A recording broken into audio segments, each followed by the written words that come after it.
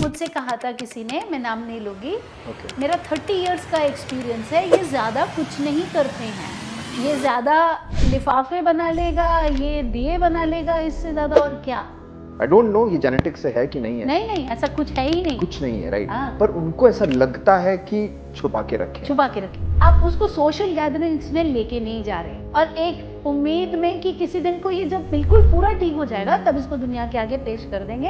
How does that work? Ma'am कुछ तरीके बताइए। सबसे पहले आप अपने कुछ ऐसे टेक्निकलिटीज जो आप अपनी कोचिंग में बताते हैं पेरेंट्स को, जिससे ऑडियंस सीख पाए एज अ पेरेंट कि उनको क्या करना है। 5 फिंगर मॉडल क्या है? सबसे पहले आप ब्लिंकिट थेरेपी, ये जो पेरेंट्स की एक्सपेक्टेशन है, ब्लिंकिट मतलब बहुत क्विक फिक्स थेरेपी, रिजल्ट नहीं मिले 1 महीने के अंदर तो उनको लगेगा कि हमारा बच्चा कुछ सीखेगा और गलत जगह भेज रहा है। क्या करेंगे इसके? उनका रहता है कि हमारा बच्चा 5 साल का हो गया है, आप कुछ घर के लिए प्रोग्राम डिसाइड कर दीजिए। सर इट्स नॉट पॉसिबल कि आप थेरेपी एनवायरनमेंट को घर पे उठा के रख लो, इतने सारे इक्विपमेंट्स को उठा के आपने रख लो। सर 3 लोग यहाँ बैठे हुए हैं, she is speech language pathologist है, मैडम कोच है, और मैं तो हमेशा बोलता रहता हूँ। मैडम आप बताइए ऑटिज्म ठीक हो सकता है या नहीं? बिल्कुल। मैं रिसेंट में just this month 4 kids we have discharged। बस ये वर्ड ये यूज करने वाला था कि जज बैठ के आमिर खान को बताते हैं कि आपकी ये सजा है कि आप 10 इंटेलेक्चुअली डिसेबल्ड लोगों को कोच करोगे। मैं इस वर्ड पे आना चाहता हूँ। ऑटिज्म में जो बच्चा है, जो ASD में है, क्या उसको हम इंटेलेक्चुअल डिसेबल बोलेंगे? तो बस पूछना चाहता हूँ कि अगर कोई ऑक्यूपेशनल थेरेपिस्ट है, या अगर कोई कोच है, या अगर कोई ऑडियोलॉजिस्ट है, अगर कोई किसी बच्चे को ASD है, तो पेरेंट्स का मंथली एक्सपेंसेस उस ASD को रिकवर करने के लिए, ठीक करने के लिए, मैं वापस बोल रहा हूँ, ऑटिज्म को ठीक करने के लिए, वो क्या है? आप क्या सुनना चाहते हैं सर? वो मैं ये बस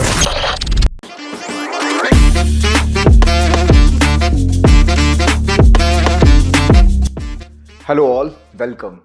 पॉडकास्ट पर आप सभी का फिर से स्वागत करता हूं।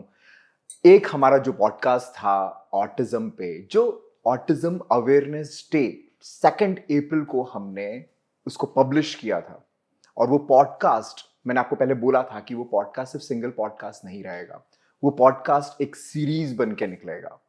उसमें आप लोगों के कमेंट्स भी आए, उसमें आपने बहुत सारी अपनी प्रॉब्लम्स को शेयर किया। हमने देखा कि कैसे वो बिगिश बॉय अपनी लाइफ को बहुत अच्छे से स्पेंड कर रहे हैं, और ऑटिज्म अवेयरनेस की बहुत जरूरत है। और इसी लाइन में आज मैं आपके लिए वापस से 2nd एपिसोड ऑन ऑटिज्म लेके आया हूं with our very special guest. वो गेस्ट इसलिए इंपॉर्टेंट है क्योंकि वो एक ऑटिज्म कोच हैं।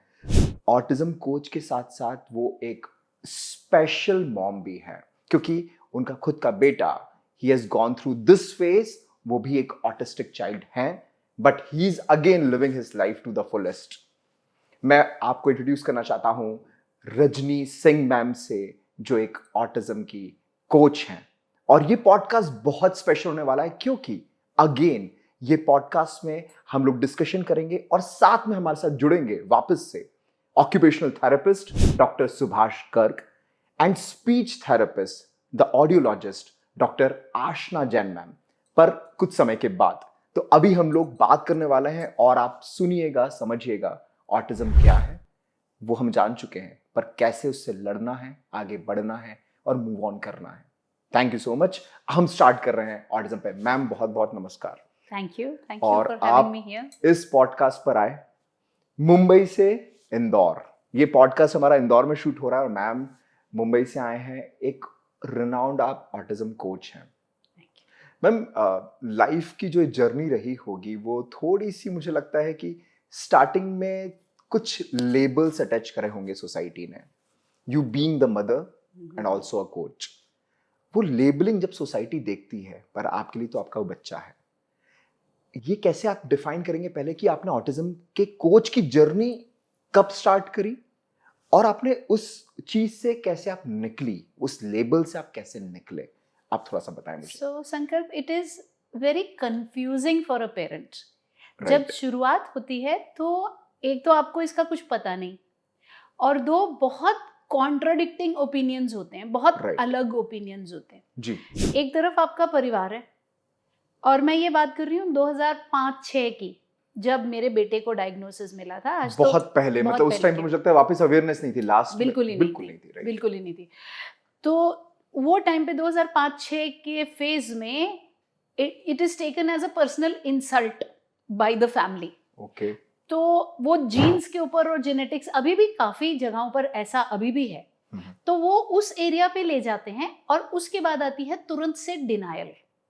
राइट। और जब डिनायल आ जाती है तो घर परिवार वाले सब एकजुट हो जाते हैं कि कोई बात मत करो इसके बारे में, कुछ है ही नहीं, एकदम मतलब हाइड कर दिया। हाँ, put it under the wraps, कुछ है ही नहीं। ओके। और बच्चे के हर बिहेवियर को वो जस्टिफाई करना शुरू हो जाते हैं। अब ये तो एक एक्सट्रीम है जी। तो अगर जितनी भी मदर्स हैं, जैसे मैं भी डील करती हूँ मदर्स से, तो मैं कहती हूँ कि इस भावना में बह मत जाइए कि कुछ नहीं है, ऐसा नहीं है। ओके। अच्छा, दूसरी तरफ इस कंफ्यूजन में ऐड करते हैं थेरेपिस्ट। Right. अब तो फिर भी बहुत इंप्रूवमेंट आ गई। उस टाइम पे हमसे ये कह दिया जाता था ये ज्यादा कुछ करेगा नहीं। अच्छा, उन लोगों की तरफ से ये आता था, मतलब हाँ, बोल देते थे हाँ। क्योंकि उनको भी पता नहीं कि क्या करना सामने है। से कहते थे, मुझसे कहा था किसी ने, मैं नाम नहीं लूंगी, ओके। मेरा 30 इयर्स का एक्सपीरियंस है, ये ज्यादा कुछ नहीं करते हैं, अच्छा। ये ज्यादा लिफाफे बना लेगा, ये दिए बना लेगा, इससे ज्यादा और क्या। ओके। और मुझे सलाह ये दी गई थी कि आप जो है एक बच्चा और पैदा करें, तो पहले तो आप संभालेंगे और उसके बाद फिर वो जो भी इसका भाई बहन रहेगा वो संभालेगा। तो एक लेडी जो है वो इन दो बातों में पिस जाती है। ट्रू। कि घर वाले भी कुछ करने नहीं, वो कहते हैं कि ये लोग पागल कर देंगे हमारे बच्चे को, तो इनके पास जाना ही नहीं, तो वो थेरेपी जाने भी नहीं देना चाहते। और जो थेरेपिस्ट हैं उनका already pre conceived set mindset है कि ज्यादा थोड़ी कुछ कर सकता है। Okay. तो वो बच्चे का फुल पोटेंशियल, देखिए अगर आप ये सोच के रख रहे हैं कि ये तो कुछ करेगा ही नहीं शुरू करने से पहले जर्नी, राइट, तो आप कहाँ गोल्स बनाएंगे, कितना लंबा जाएंगे। ऑफ कोर्स बहुत सारे चेंजेस अभी आए हैं, बट मेरे टाइम पे ये चीजें बहुत ज्यादा प्रेवलेंट थी। और इन दोनों के बीच का रास्ता निकालना कि ये कह देना कि कुछ है ही नहीं, तो उसको भी बोलना कि नहीं ये झूठ है, मुझे दिख रहा है कि है। ओके। और फिर ये मान लेना कि है तो सही मगर ये फिर भी कुछ नहीं कर पाएगा, ये भी सच नहीं है। बिल्कुल, हाँ, मतलब बीच का रास्ता निकालना जरूरी है इस चीज के लिए। तो ये जो है ये सबसे बड़ा चैलेंज है। इसके बाद जहाँ तक रही लोगों की बात, दबे छुपे तरीके से कुछ कोई टॉन्ट मार के, तो वो मैं अक्सर कहा करती हूँ और अभी भी कह रही हूँ, मेरे स्टूडेंट से भी कहती हूँ कि राइनोसेरॉस होता है ना, वैसी चमड़ी होनी चाहिए। ओके। कि अंदर गोली भी घुस जाए तो फर्क ना पड़े। राइट। उसके बोलने से आपके बच्चे का एग्जिस्टेंस डिफाइन नहीं होती है। Very true. अब एक छोटी सी इसमें मैं आपको बताती हूँ, और ये मैं अपने आंखों से देखी हुई बात बता रही हूँ। मैं बालकनी में चाय सिप कर रही थी, मेरा बेटा 2nd ईयर में था, होटल मैनेजमेंट कर रहा, मुंबई यूनिवर्सिटी से। ओके। बैग पहन के वो आ रहा है और अपने आप ट्रेन से उतरा, और लोकल ट्रेन मुंबई में तो प्रेवलेंट है, तो मैंने शुरू से उसको इंडिपेंडेंट बनाया। तो अपना बैग लेके आ रहा है, 2 लड़के रेडी में आलू बेचते हैं। ओके। और वो बीड़ी पी रहे लड़के उधर, और मैं बालकनी से सारा डायनामिक देख रही, और एक दूसरे को हंस के इशारा करते हैं। जाहिर सी बात है पढ़े लिखे भी नहीं है जी, और वो उसको इशारा करता है, वो उसको ऐसे ऐसे करो, दोनों हंस रहे हैं। ओके। और मेरा बेटा वहां से पास होके जा रहा है, 1 और साल के बाद वो ग्रेजुएट होने वाला है। बताइए। और जो उसको जज कर रहे हैं, they are illiterate. They are illiterate people. Right. क्योंकि उसके हाव भाव शायद बाकियों के जैसे पूरी तरीके से नहीं है, which is what we have to accept. लेकिन होता ये है कि मदर्स, फैमिलीज डिप्रेशन में डूब जाते हैं कि क्या ही फायदा इतना करके। मेरे से एक सवाल ये पूछा जाता है कि मतलब ऐसा हो जाएगा कि किसी को पता ना चले। ओह, ये नहीं करना है। मतलब पहला स्टेप ही वो जो हमेशा बात करी गई है, दैट इज एक्सेप्टेंस। हाँ, एक्सेप्टेंस बाय द पेरेंट्स। सबसे हाँ, पहले इंपॉर्टेंट हाँ, ये है कि अगर हाँ, आपके घर में अगर ऑटिज्म का केस है, ASD किसी को अगर है, तो वो एक्सेप्टेंस फैमिली की तरफ से जरूरी है। तो सोसाइटी तो बाद में एक्सेप्ट करेगी, पहले आप खुद तो एक्सेप्ट करो। हाँ, राइट। क्योंकि वो अपने इज्जत का के ऊपर ले आते हैं, जीन्स के ऊपर ले आते हैं, you know the whole thing about superiority of the Aryan genes. The thing, जैसे अभी आप देखते हैं इंडियन आइडल आ रहा है, कुछ आ रहा है, बच्चा ऊपर स्टेज पे चढ़ रहा है, पिताजी रो रहे हैं। वो क्यों रो रहे हैं? वो क्योंकि भाई मेरी जीन्स बाकियों से सुपीरियर है, मेरा बच्चा चमक रहा है। राइट। अब यहाँ पर क्या हो रहा है कि मेरी जीन्स बाकियों से इंफीरियर है इसलिए मेरा बच्चा ऐसे है। ओके, तो वो खुद का जो अंदर से सोच के रखा जो गिल्ट है, आई डोंट नो ये जेनेटिक्स से है कि नहीं है, नहीं ऐसा कुछ है ही नहीं, कुछ नहीं है, राइट। हाँ। पर उनको ऐसा लगता है कि छुपा के रखें। छुपा के रखे। अब वो छुपा के रखे के चक्कर में वो ना तो इंटरवेंशन करते हैं ना वो, सबसे बड़ी चीज आप स्विमिंग सिखाना चाहते हो, पानी में उतारोगे नहीं, कैसे होता है? राइट। आप उसको सोशल गैदरिंग्स में लेके नहीं जा रहे, आप उसको लोगों में एक्सपोज नहीं कर रहे कि पता नहीं कहीं किसी को दिख जाएगा। सो मच सो कि कोरियर वाला दरवाजे पे आता है ना, तो एज इफ हमने उस कोरियर वाले से रिश्ता जोड़ना है, हम पहले इशारा करते हैं बच्चे को, इसको अंदर ले जाओ। मतलब दिखाना ही नहीं है, हाँ एकदम कर्टेन के पीछे। हाँ, और एक उम्मीद में कि किसी दिन को ये जब बिल्कुल पूरा ठीक हो जाएगा तब इसको दुनिया के आगे पेश कर देंगे। How does that work? Right. तो acceptance starts with the family. Instead of saying इसको अंदर ले जाओ, जब घर पे कोई लोग आ जाएं तो आपकी इज्जत में कमी ना मानते हुए पहले बच्चे को लेके आएंगे और बोलेंगे बेटा जब कोई आएगा हम नमस्ते करेंगे, करिए नमस्ते। अब 2 बार आप करेंगे तो तीसरी बार वो सीख जाएगा कैसे पेश आना है। बिल्कुल। और मुझे लगता है कि इसमें तो इन्वॉल्वमेंट जरूरी है, बहुत ज्यादा, क्योंकि अगर ऑटिज्म से डील करना है तो सबसे इंपॉर्टेंट उसके अंदर यही आता है कि जितने स्टेक होल्डर्स हैं, जितने लोग हैं, जितना सोसाइटी में वो डील कर पाएंगे, बैठ पाएंगे, जितना ही एक्सेप्टेंस भी बढ़ेगा और जितना Totally. सीख पाएंगे। यस, तो उनको सेक्लूजन की जरूरत नहीं है, उनको इंक्लूजन की जरूरत है। टोटली। और यही मैं पॉडकास्ट में बार बार बोलना चाहता हूँ। सेकंड एपिसोड में इसलिए लेके आया हूँ, अब हमें स्टेप सीखने हैं, अब हमें समझना है कि अभी अब नेक्स्ट स्टेप क्या लेना है। हम समझ चुके हैं ऑटिज्म क्या है, सब लोग जानते हैं ऑटिज्म क्या है, बट आपका फर्ज बनता है कि अब ऑटिज्म में हमें क्या करना है। और इसलिए हमने इनवाइट किया है हमारी रजनी मैम को, जो कि ऑटिज्म कोच है। मैम कुछ तरीके बताइए सबसे पहले, आप अपने कुछ ऐसे टेक्निकलिटीज जो आप अपनी कोचिंग में बताते हैं पेरेंट्स को, जिससे ऑडियंस सीख पाए एज अ पेरेंट कि उनको क्या करना है। सो बेसिकली टू से दिस, मेरी पूरी लाइफ मैंने ऑटिज्म रिसर्च को ही डिवोट कर दी है एक तरीके से।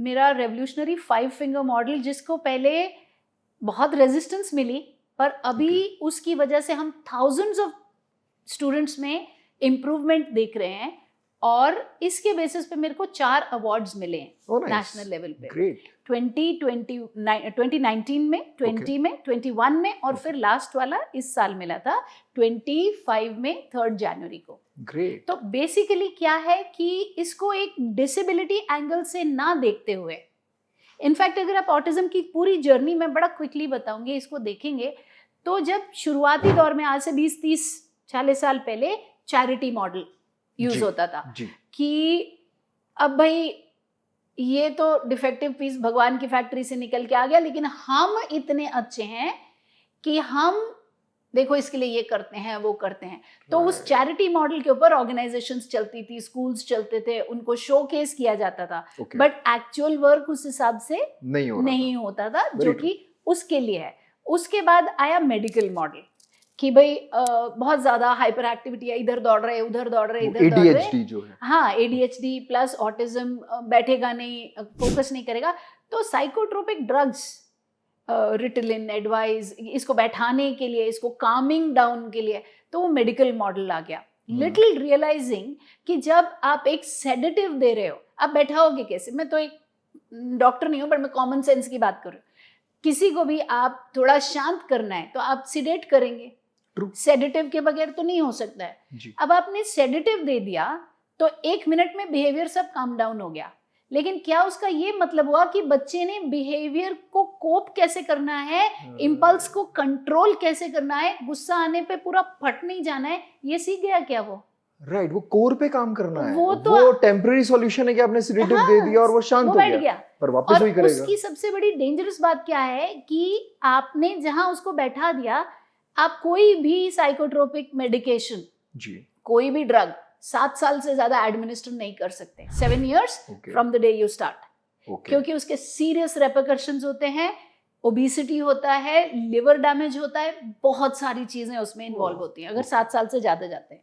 अब 7 साल में आपने बच्चा इतना मोटा कर लिया, राइट, हाँ, उसको ये डील करना नहीं आया, बाउंड्रीज की सेंस नहीं आई कि बिहेवियर करेक्शन का उसको पता नहीं, कोई आपने स्टैंडर्ड ऑपरेटिंग प्रोटोकॉल्स लगाए नहीं, आपको ही नहीं आते, कोई सिस्टम ही नहीं है हमारे कंट्री में कि जो सिखाया जाए। जी। तो अभी क्या है, जब दवाई दे दी तो शांत बैठ गया, नहीं दे दी तो दीवार में दे के हाथ मारा या किसी को मारा या कुछ भी किया। 7 साल बाद आप 7 साल बूढ़े हैं, जी। बच्चा 7 साल Okay, स्ट्रॉन्गर है, True. कद में 5.5-6 फुट के करीब है हम्म, और वजन में फुल ऑन है, क्योंकि आपने उसको ओबीस करने की दवाइयां दी हैं। okay, अब आप जरा दवाई बंद करके दिखाइए क्या होता है। नहीं हो पाएगा। इसके बाद पेरेंट्स आश्रम ढूंढते हैं कि ये हमें मारता है। मेरे पास आते हैं पेरेंट्स, Of course. 30 साल का लड़का, एक बहुत ही मतलब दिल को टच करने वाली स्टोरी। वो फैमिली मेरे पास आई थी कहीं इंटीरियर्स ऑफ राजस्थान से। Okay. तो वो ट्रेडिशनल मारवाड़ी पीपल थे, बिजनेसमैन टाइप। Okay. बोले हमारा बड़ा बेटा हमें छोड़ गया है क्योंकि उसकी वाइफ प्रेग्नेंट है। वो कहता है अगर कहीं इसने गुस्से में आके उस पर हाथ चला दिया तो बच्चे का नुकसान हो सकता है, तो हम उसे रोक भी नहीं सकते। वो Okay. अपनी वाइफ को लेके अलग हो चुका है। अच्छा। हम दोनों बूढ़ा बूढ़ी कमरे में बंद रहते हैं क्योंकि क्या मालूम इसको कब गुस्सा आ जाए। ओह, और हमारी उस उम्र में अगर कोई हड्डी टूट गई तो ठीक होना भी मुश्किल। Can you imagine what the medical model does? या तो मेडिसिन वाला रास्ता जो है, it is the road to hell. Okay. Epilepsy हो देना जरूरी है, कोई हम्म। और कंडीशन हो, कोई वायरल इन्फेक्शन है, मेडिसिन जरूरी है, but for autism, for hyperactivity, it's a no. क्योंकि वो कंटिन्यूअस है, वो तो चलता ही रहेगा। नहीं, वो आप कर ही नहीं सकते हो क्योंकि हम्म। आप उसके लर्निंग को ही इम्पैक्ट कर रहे हो, सीखना बंद हो गया। राइट, क्योंकि कमेंट्स भी आए थे पॉडकास्ट में, वो पूछ रहे थे कि क्या हम मेडिसिन दें। Specifically for autism, it's a Yes. no. Okay. It's a no.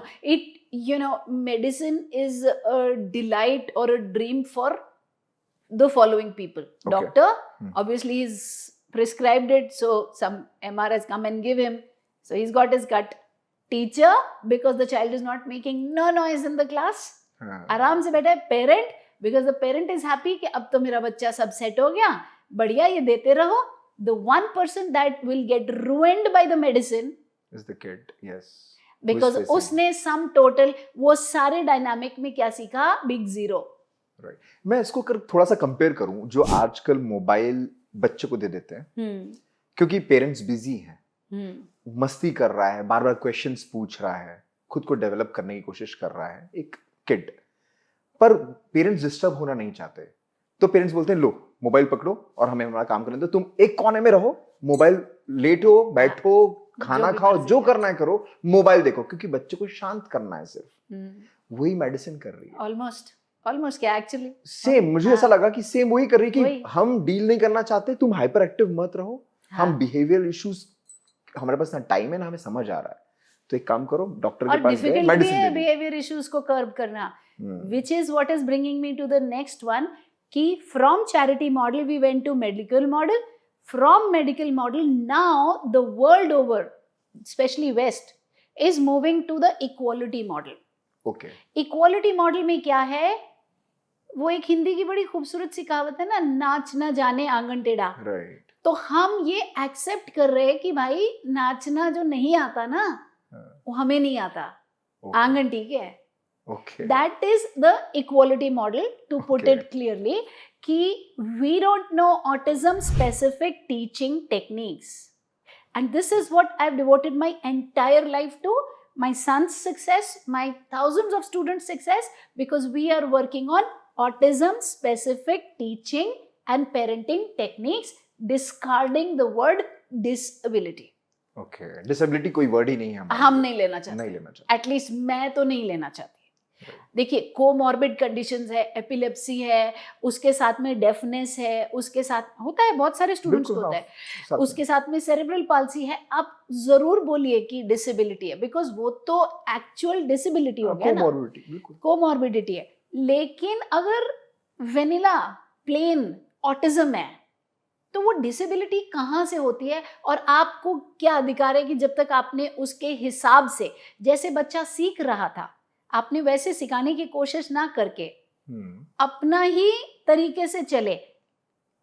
Think about it, you are trying to use an iPhone like an Android, right. And then you are very pissed off कि इसमें तो आप कुछ भी download नहीं कर सकते हैं, राइट, परमिशंस चाहिए। आप सीखे ही नहीं कैसे करना था। आईफोन की तरह चलेगा ना। ट्रू, बिल्कुल, दोनों का तो ऑपरेटिंग सिस्टम डिफरेंट है। ऑपरेटिंग सिस्टम डिफरेंट है इज द वर्ड। वो न्यूरोटिपिकलिटी, उसके अंदर उनको मेंटल इमेजिंग की जरूरत नहीं पड़ती, वो ऑटोमेटिकली होता है। एक्सपीरियंशियल कनेक्ट की जरूरत नहीं पड़ती, माने किसी चीज को छू के समझने की जरूरत नहीं पड़ती। उनको इंसिडेंटल लर्निंग खुद ब खुद ईश्वर ने बख्शी है। यहाँ पर वो चीज नहीं है। तो जैसे ही हम उनको उनकी भाषा में सिखा देते, जिसका कि एक पूरा सिस्टम है जो कि मैंने over the past 18 years develop किया, जैसे मैं कह रही थी। So the 4 awards because of that. अब बेसिकली क्या है, सेंटर फोकस क्या है, मेरा बच्चा हर वो काम कर सकता है जो दुनिया का कोई भी दूसरा बच्चा कर सकता है, पीरियड, खत्म। अब इसको ना मिसयूज, मतलब मिस इंटरप्रेट ना करें। मेरा बेटा कभी भी इंजीनियर नहीं बन पाएगा, उसकी मैथ स्किल्स बहुत अच्छी नहीं है, बहुत अच्छी नहीं, बहुत ही नीचे है जितना वो सिर्फ हैंडल कर सकता है रियल लाइफ मैथ्स। 4 दोस्त गए, प्रोरेट करके ये समझ आ जाएगी कि पागल ना बने, कितना पैसा देना है, मतलब जिंदगी चलाने के लिए मैथ। काम वाली भाग गई 20 दिन में, तो 30 दिन का इतना था, तो कितना देना है, basic skills, yes. Basic skills. Right. हाँ, कॉस थीटा साइन थीटा वो नहीं करेगा, बट वो तो उसकी माँ भी नहीं करेगी ना। और मेरे को लगता है कि बहुत सारे इंजीनियर्स हैं, वो पढ़ भी लेते हैं, हाँ, पर फाउंडेशन उनका भी क्लियर नहीं रहता। हाँ, cos theta उनको तो भी नहीं पता। इसलिए जब मैं कहती हूँ कि वो हर वो चीज करेगा जो कोई भी करेगा, उसका मतलब ये आप इस कुतर्क में ना जाएं कि नहीं हम तो जी इसको आईएएस बना के छोड़ेंगे। उसका स्ट्रेंथ एरिया देखिए, Right. जिस तरीके की पेस्ट्री मेरा बेटा बनाएगा ना, उसकी टक्कर की पेस्ट्री बनाना मुश्किल है। अच्छा बनाता है, हाँ, Great. शेफ है ना, नाइस। लेकिन Okay. आप उससे किसी और तरीके की उम्मीद करेंगे, वो नहीं होगा। तो वो तो हम सभी पे लागू है ना। जिस तरीके की साइकोलॉजी मैं समझूंगी, उस तरीके का फिजिक्स में नहीं समझूंगी। अब मेरी इस बात को प्लीज ऐसे मिस इंटरप्रेट ना करें, इसमें ये कुतर्क ना दें कि फला बच्चा आईएएस बनेगा तो मेरा वाला भी आईएएस बनेगा। ये नहीं मैं कह रही हूँ। तो जैसे कि मैंने कहा कि जय जैसी पेस्ट्री बनाना मुश्किल है, लेकिन जय मैथमेटिक्स नहीं करेगा। राइट। ठीक वैसे ही जैसे जय की मदर जो जिसको ऑटिज्म नहीं है, वो जैसी फिजिक्स, वो जैसी साइकोलॉजी करेगी, वैसी फिजिक्स नहीं कर सकती। बिल्कुल। तो ये वाली चीज को ध्यान में रखते हुए ज्यादा जरूरी ये है समझना कि मेरा ऑटिस्टिक बच्चा एक रिस्पेक्ट और डिग्निटी फिल्ड लाइफ, जिसमें वो बैक एंड फोर्थ कम्युनिकेट करे, अपने पैसे कमाए, अपनी जिंदगी को जिए, खुद से किसी पर निर्भर ना रहते हुए, ये पॉसिबल है। अब उसके वो मतलब माइक्रो में ना जाए कि ये किस लिहाज से इसको क्या ही करना है, कैसा, वो बच्चे पे छोड़ दीजिए।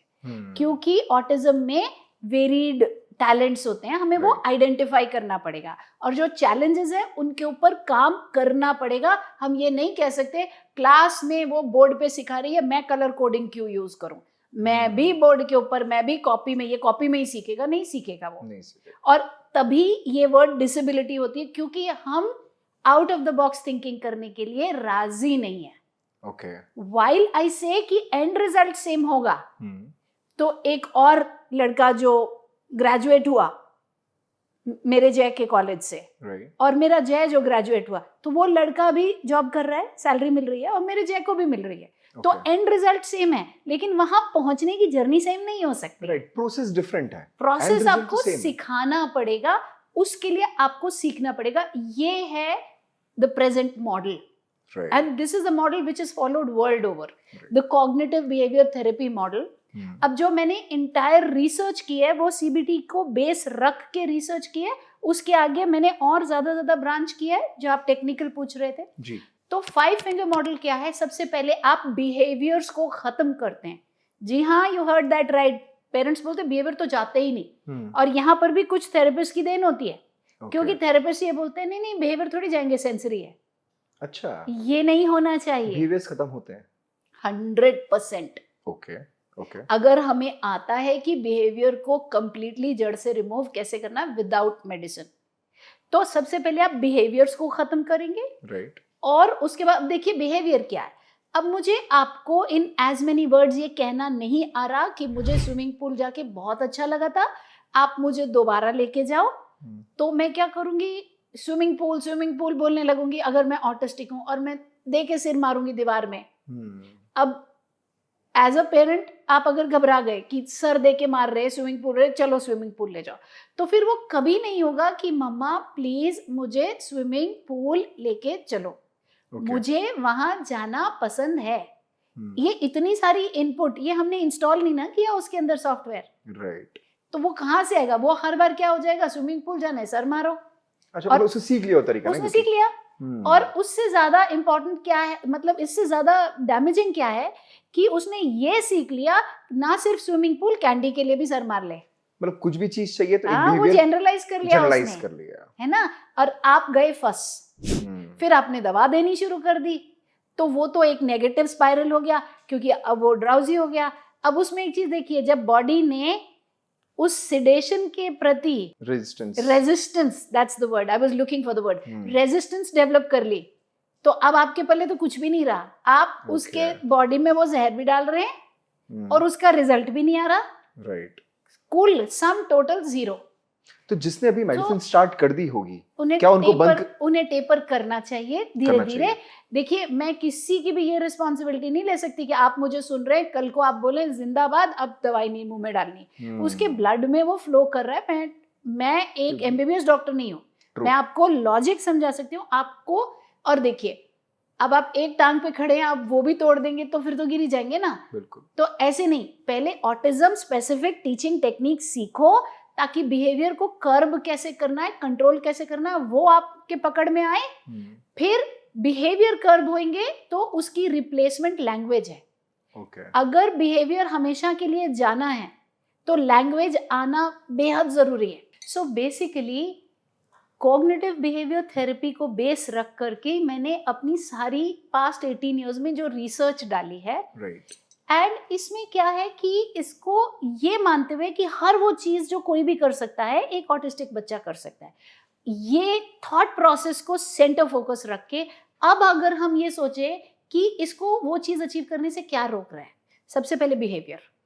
इतना बिहेवियर है पेरेंट्स सिखा नहीं पा रहा, तो हम क्या करते हैं, बिहेवियर करेक्शन टेक्निक्स लगाते हैं। उसके लिए एक स्टैंडर्ड ऑपरेटिंग प्रोटोकॉल है, एक प्रॉपर, अब मैं उतनी टेक्निक्स में नहीं जा सकती क्योंकि वो फिर बहुत टेक्निकल हो जाएगा। Expectation setting, pre emptying, sense of loss, उसको प्रॉपरली बताना, क्लियर बताना, बेटे यहाँ बैठोगे, ये जंप हो गया ना, तो ये जो टॉय तुम्हारे लिए मैं नया लेके आई हूँ ये फिर मिलेगा नहीं। तो एक एक चीज एक्सप्लेन करके, और फिर एक्चुअली जब वो जंप करे तो नहीं ही देना टॉय, ये नहीं कहना कि अगली बार नहीं दूंगी, अभी मत करना, ऐसे नहीं।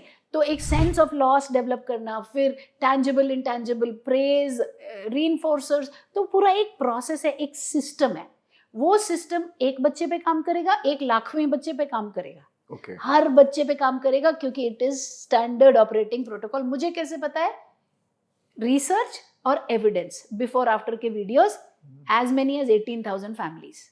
तो आप बिहेवियर करेक्ट करेंगे, बिहेवियर करेक्ट होगा तो अब बच्चा बिहेवियर क्यों कर रहा था, क्योंकि उसे बोल के बताना नहीं आता। अब जब तक आप लैंग्वेज नहीं बढ़ाएंगे तो बिहेवियर फिर आ जाएगा, बताना तो है ही ना उसको। तो अब आप लैंग्वेज डेवलप करेंगे, वो कैसे, उसमें भी बहुत सारी टेक्निक्स हैं, इतने डिटेल में तो नहीं जा सकते। बेसिक पिरामिड है, एडवांस पिरामिड है, क्यूरियोसिटी कैसे क्रिएट करना है, स्टोरीज कैसे, झूठ कैसे बोलना है, ये भी सिखाते हैं हम। अच्छा, आज की दुनिया में जरूरत भी पड़ेगी ना। आर्ग्यूमेंट कैसे करना है, क्रिटिकल थिंकिंग कैसे करना है, प्रिडिक्शन कैसे करना है। प्रिडिक्शन मतलब जो अच्छी नहीं, प्रिडिक्शन मतलब ये ग्लास तो भैया तूने तोड़ दिया, अब मम्मी आके क्या करने वाली है, तो ये भी मैं कह सकता हूँ कि मैंने तो नहीं तोड़ा, मुझे क्या पता, मैं अंदर आया था, ये टूटा पड़ा था। अच्छा, स्मार्ट प्ले कैसे करना है? यस, क्योंकि उनको इस वर्ल्ड में सरवाइव करना है। तो ये सारी चीजें सिखाई जाती हैं, बट मैं आपको थोड़ा बेसिक बताती हूँ।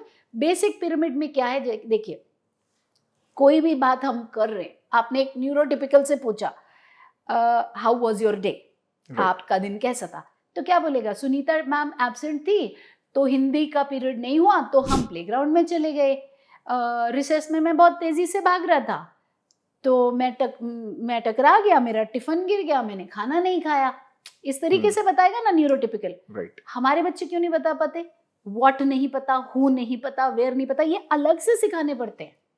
क्योंकि अब देखिए, सुनीता मैम एब्सेंट थी, who, Sunita ma'am, Hindi period नहीं हुआ, व्हाट, हिंदी नहीं हुआ, तो हम प्लेग्राउंड में चले गए, वेयर, प्लेग्राउंड में।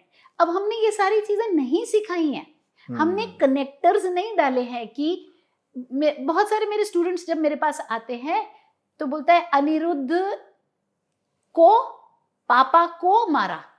ओके, कनेक्टर्स नहीं पता। अनिरुद्ध ने पापा को मारा है या पापा ने अनिरुद्ध को मारा है, कहना मुश्किल है।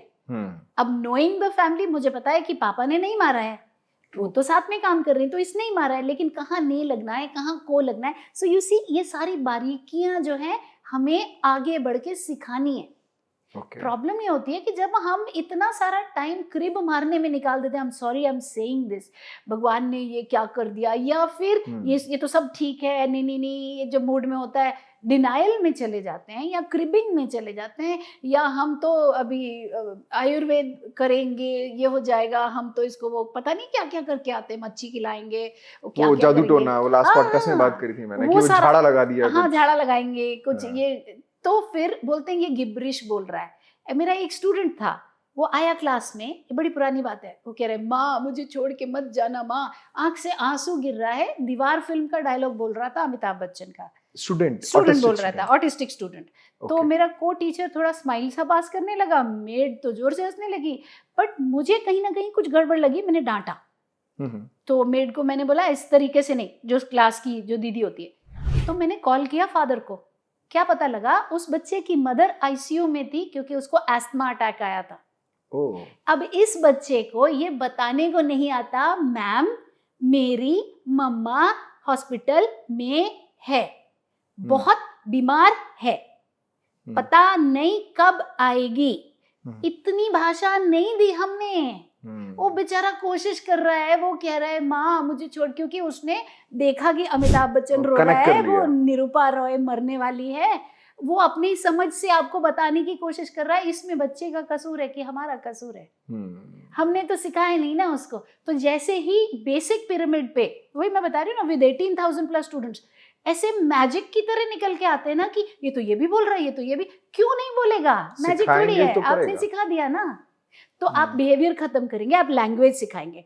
अब जब बच्चा बैक एंड फोर्थ बात करने लगा, तो ये वाली स्टेटमेंट है ना पागल बनाने वाली, हमारा बच्चा तो इंट्रोवर्ट है, उसे किसी से बात करना पसंद नहीं है ना, ये हम अपने आप को ना सेफ गार्ड करने के लिए बोलते हैं। सीधी बात है, हर बच्चा चाहता है दूसरे के साथ खेलना। अब उसको बोलना नहीं आता, उसको कॉन्फिडेंस, मैं आपको बोलूं फ्रेंच में मेरे से बात कीजिए, कितना कॉन्फिडेंस होगा आपको, है ना? वही वाली बात है। अब उसको आता नहीं, कहाँ क्या लगाऊं, वो खेलने नहीं जाते। जब आपने बिहेवियर खत्म किए, दूसरे बच्चों को ये टेंशन नहीं है हमें धक्का मारेगा। धक्का क्यों नहीं मारेगा? क्योंकि उसे पता है धक्का नहीं मारना है, हेलो बोलना है, वो आपने सिखाया है लैंग्वेज में। अब आपने उसको खेलने के लिए भी सिखाना पड़ता है। मेरा जय छोटा था तो मैं एक डायरी लेके बच्चों के पीछे जाती थी, क्या बातें करते, सुपरमैन मेरे घर के पीछे आया था, अच्छा मैंने लिखा, अच्छा, अब फिर घर जाके मैंने उसे दिखाया ये सुपरमैन है, इसकी बात कर रहे थे, तो कनेक्ट किया फिर। हाँ, उसको सिखाया कैसे कैसे। तो सोशल स्किल्स हमको डेवलप करने पड़ेंगे, उसको सिखानी पड़ेंगी वैसी वाली बातें। सो मच सो ये 10th में था तो इसकी बस में मैं बहुत स्टॉकिंग करती थी मेरे बेटे को, क्योंकि मेरे को सिखाना है उसे। तो वहां पे वो बोल रहे मैंने वीवो का नया फोन लिया, अब ये चुप है। 3-4 लोकल बस में भेजती थी मैं, स्कूल बस में नहीं। और मुंबई का कल्चर है ना, लोकल बस लोकल ट्रेन बहुत होता है। तो वाशी से आ रहा था और 3-4 और लोकल बस में उसके स्टूडेंट साथ में थे। तो ये चुपचाप खड़ा था, मैं थोड़ा पीछे थी और बाकी बात कर रहे थे, ये बस म्यूट था, खड़ा था, सुन रहा था। तो वो कोई कह रहा है मैं वीवो का फ़ोन लिया है, मेरे पापा ने ये नया लेके। फिर मैंने सारे ब्रांड्स इसको बताए, देख ये वीवो होता है, ये शाओमी होता है, ये होता है, ताकि कल को बात तो कर सके। तो आप क्या करेंगे? बिहेवियर खत्म करेंगे, लैंग्वेज बढ़ाएंगे, उसके बाद सोशल में बच्चे को इन्वेस्ट करेंगे। बहुत बड़ी बात है ये, छोटी छोटी चीज़ों में आपको दिखाई देता है।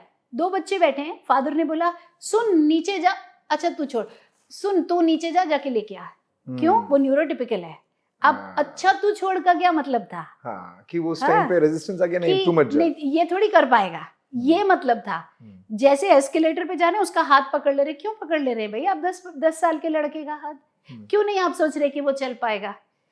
कोरियर वाले से बात नहीं करने दे रहे। तो ये जो रियल लाइफ चीजें है ना, ये अगर आप सोचे, देखिए थेरेपी बहुत इंपॉर्टेंट है, ओटी बहुत इंपॉर्टेंट है, स्पीच थेरेपी बहुत इंपॉर्टेंट है। आप सुपरमैन मत बनो कि मैं सब कुछ ही अपने शोल्डर्स पे ले लूंगा, कैसे होगा? आप भी इंसान हो, बिल्कुल है ना। तो थोड़ा टाइम थोड़ा थोड़ा काम डेलीगेट करिए, but as a partner delegate करिए ना, कि भाई आप जनाब ये करें और आप मुझे बताएं मैं क्या करूं, है राइट ना। ज्यादा हीरो भी नहीं बनने की जरूरत है, उनको गोल सेट करने दीजिए, वो एक्सपर्ट्स हैं, लेकिन उसके हिस्से का जो बैक एंड का अपना काम है वो करने की जिम्मेदारी किसकी है।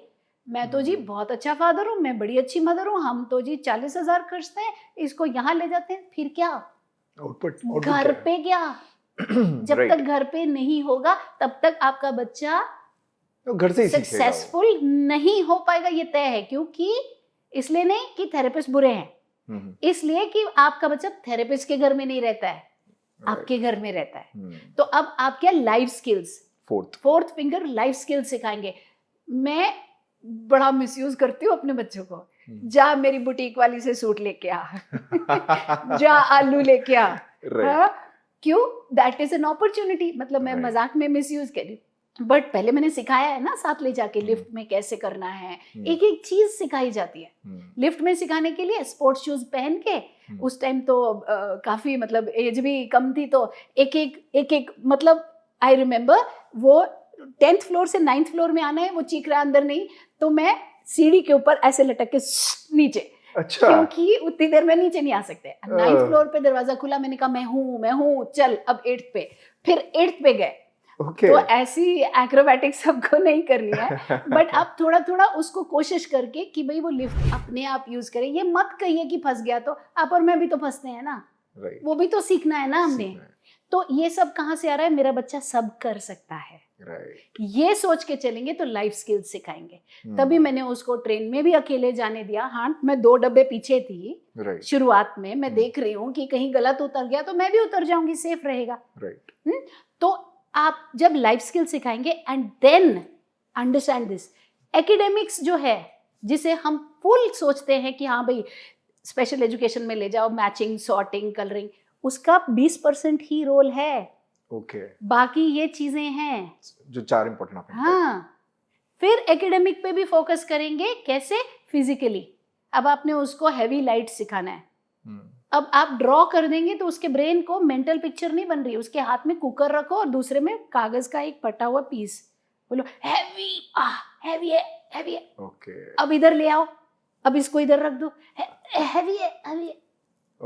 अब उसको समझ में आ गया कि ये हैवी होता है, ये लाइट होता है। वो वर्ड्स का रियल यूसेज बताना आपको वो एस्टैब्लिश करना पड़ेगा।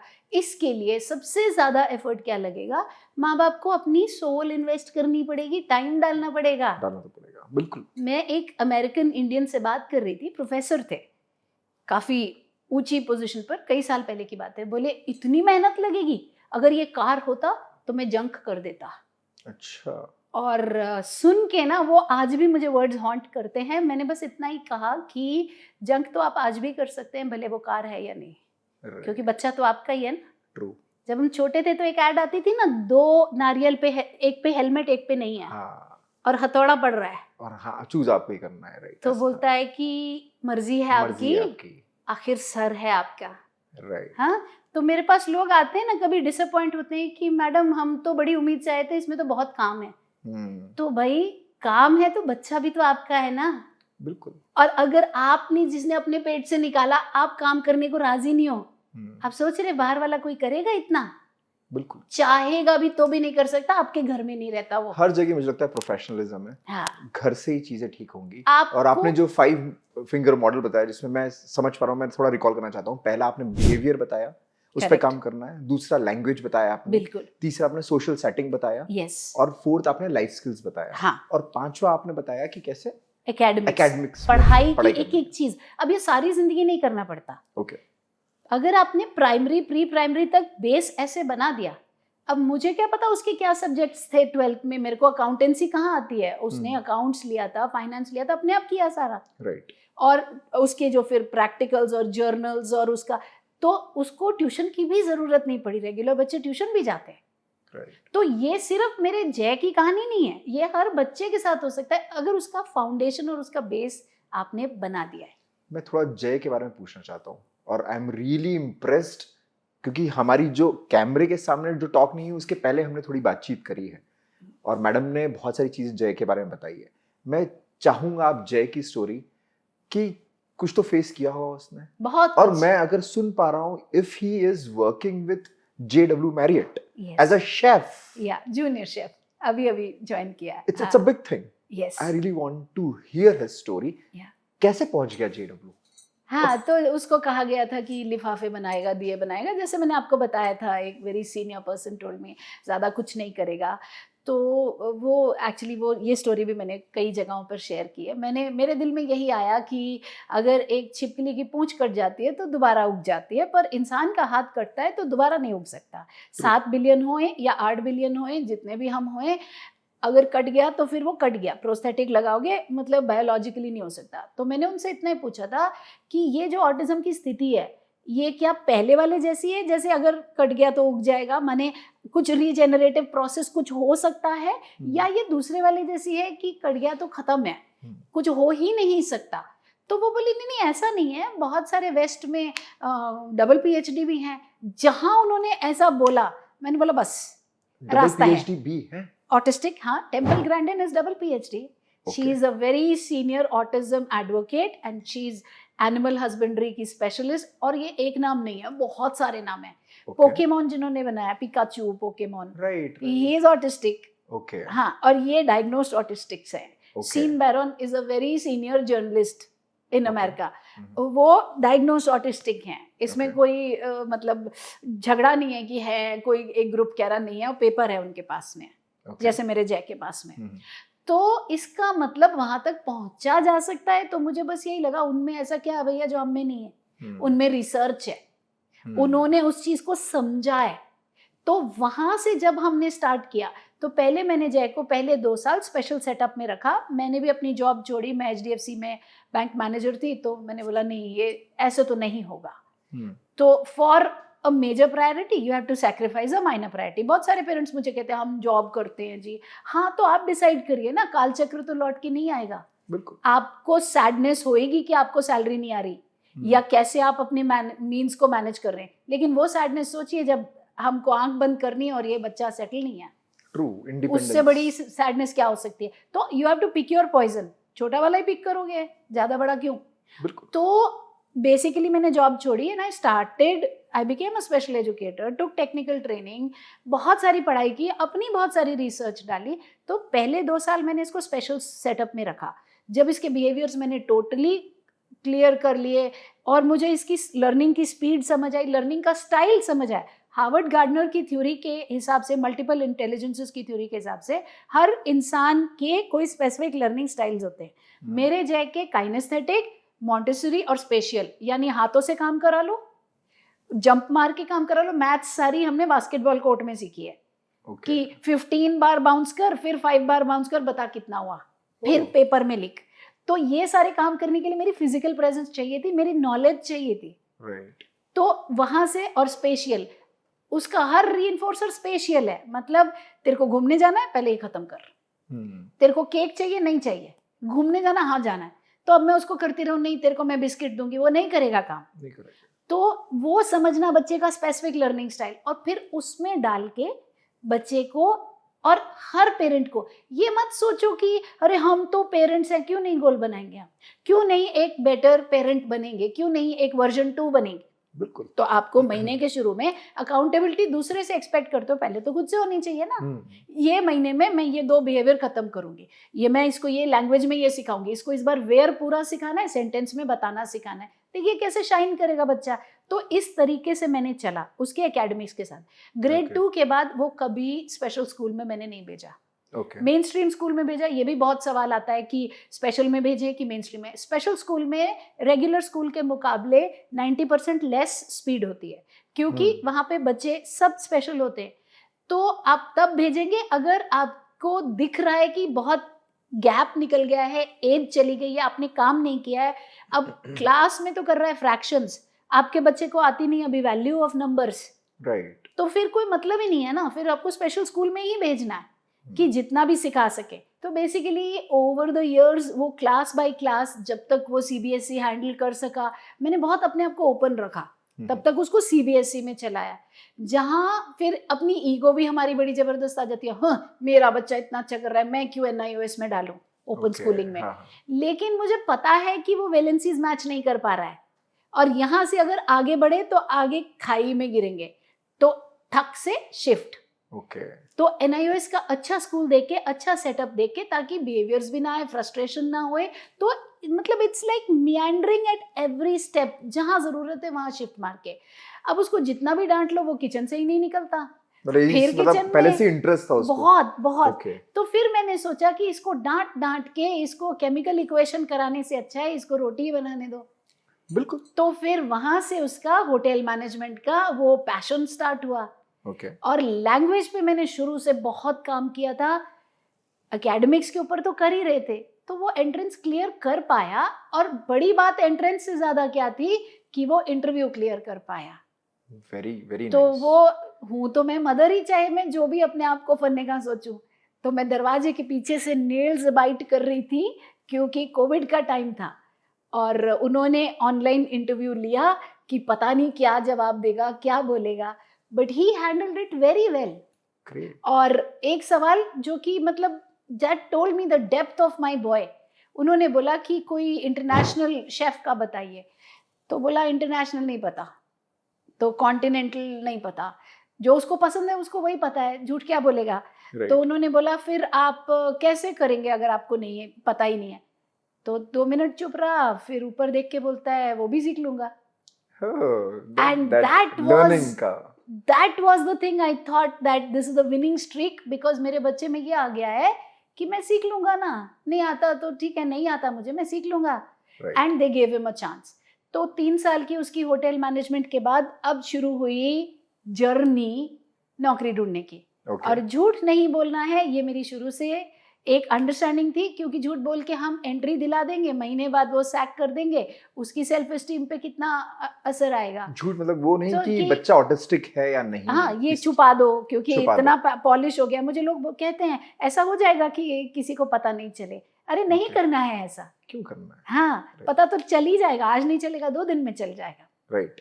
उसकी एक अपनी आइडेंटिटी है और न्यूरो डाइवर्सिटी को रिस्पेक्ट करें आप। मैं अगर साउथ इंडियन हूँ, मैं क्यों चाहूंगी कि किसी को ना पता चले साउथ इंडियन हूँ, उसमें क्या, मैं हूँ तो नॉर्थ इंडियन हूँ, लेकिन मैं क्यों चाहूंगी कि कोई ना जान पाए कि रजनी पंजाबी है। क्या फर्क पड़ जाएगा अगर किसी को पता चलेगा, मुझे मेरी पंजाबियत पे गर्व है। तो वही वाली फीलिंग होनी चाहिए। तो हर जगह हमने बताया, 10 इंस्टीट्यूशंस ने रिजेक्ट किया इस लड़के को।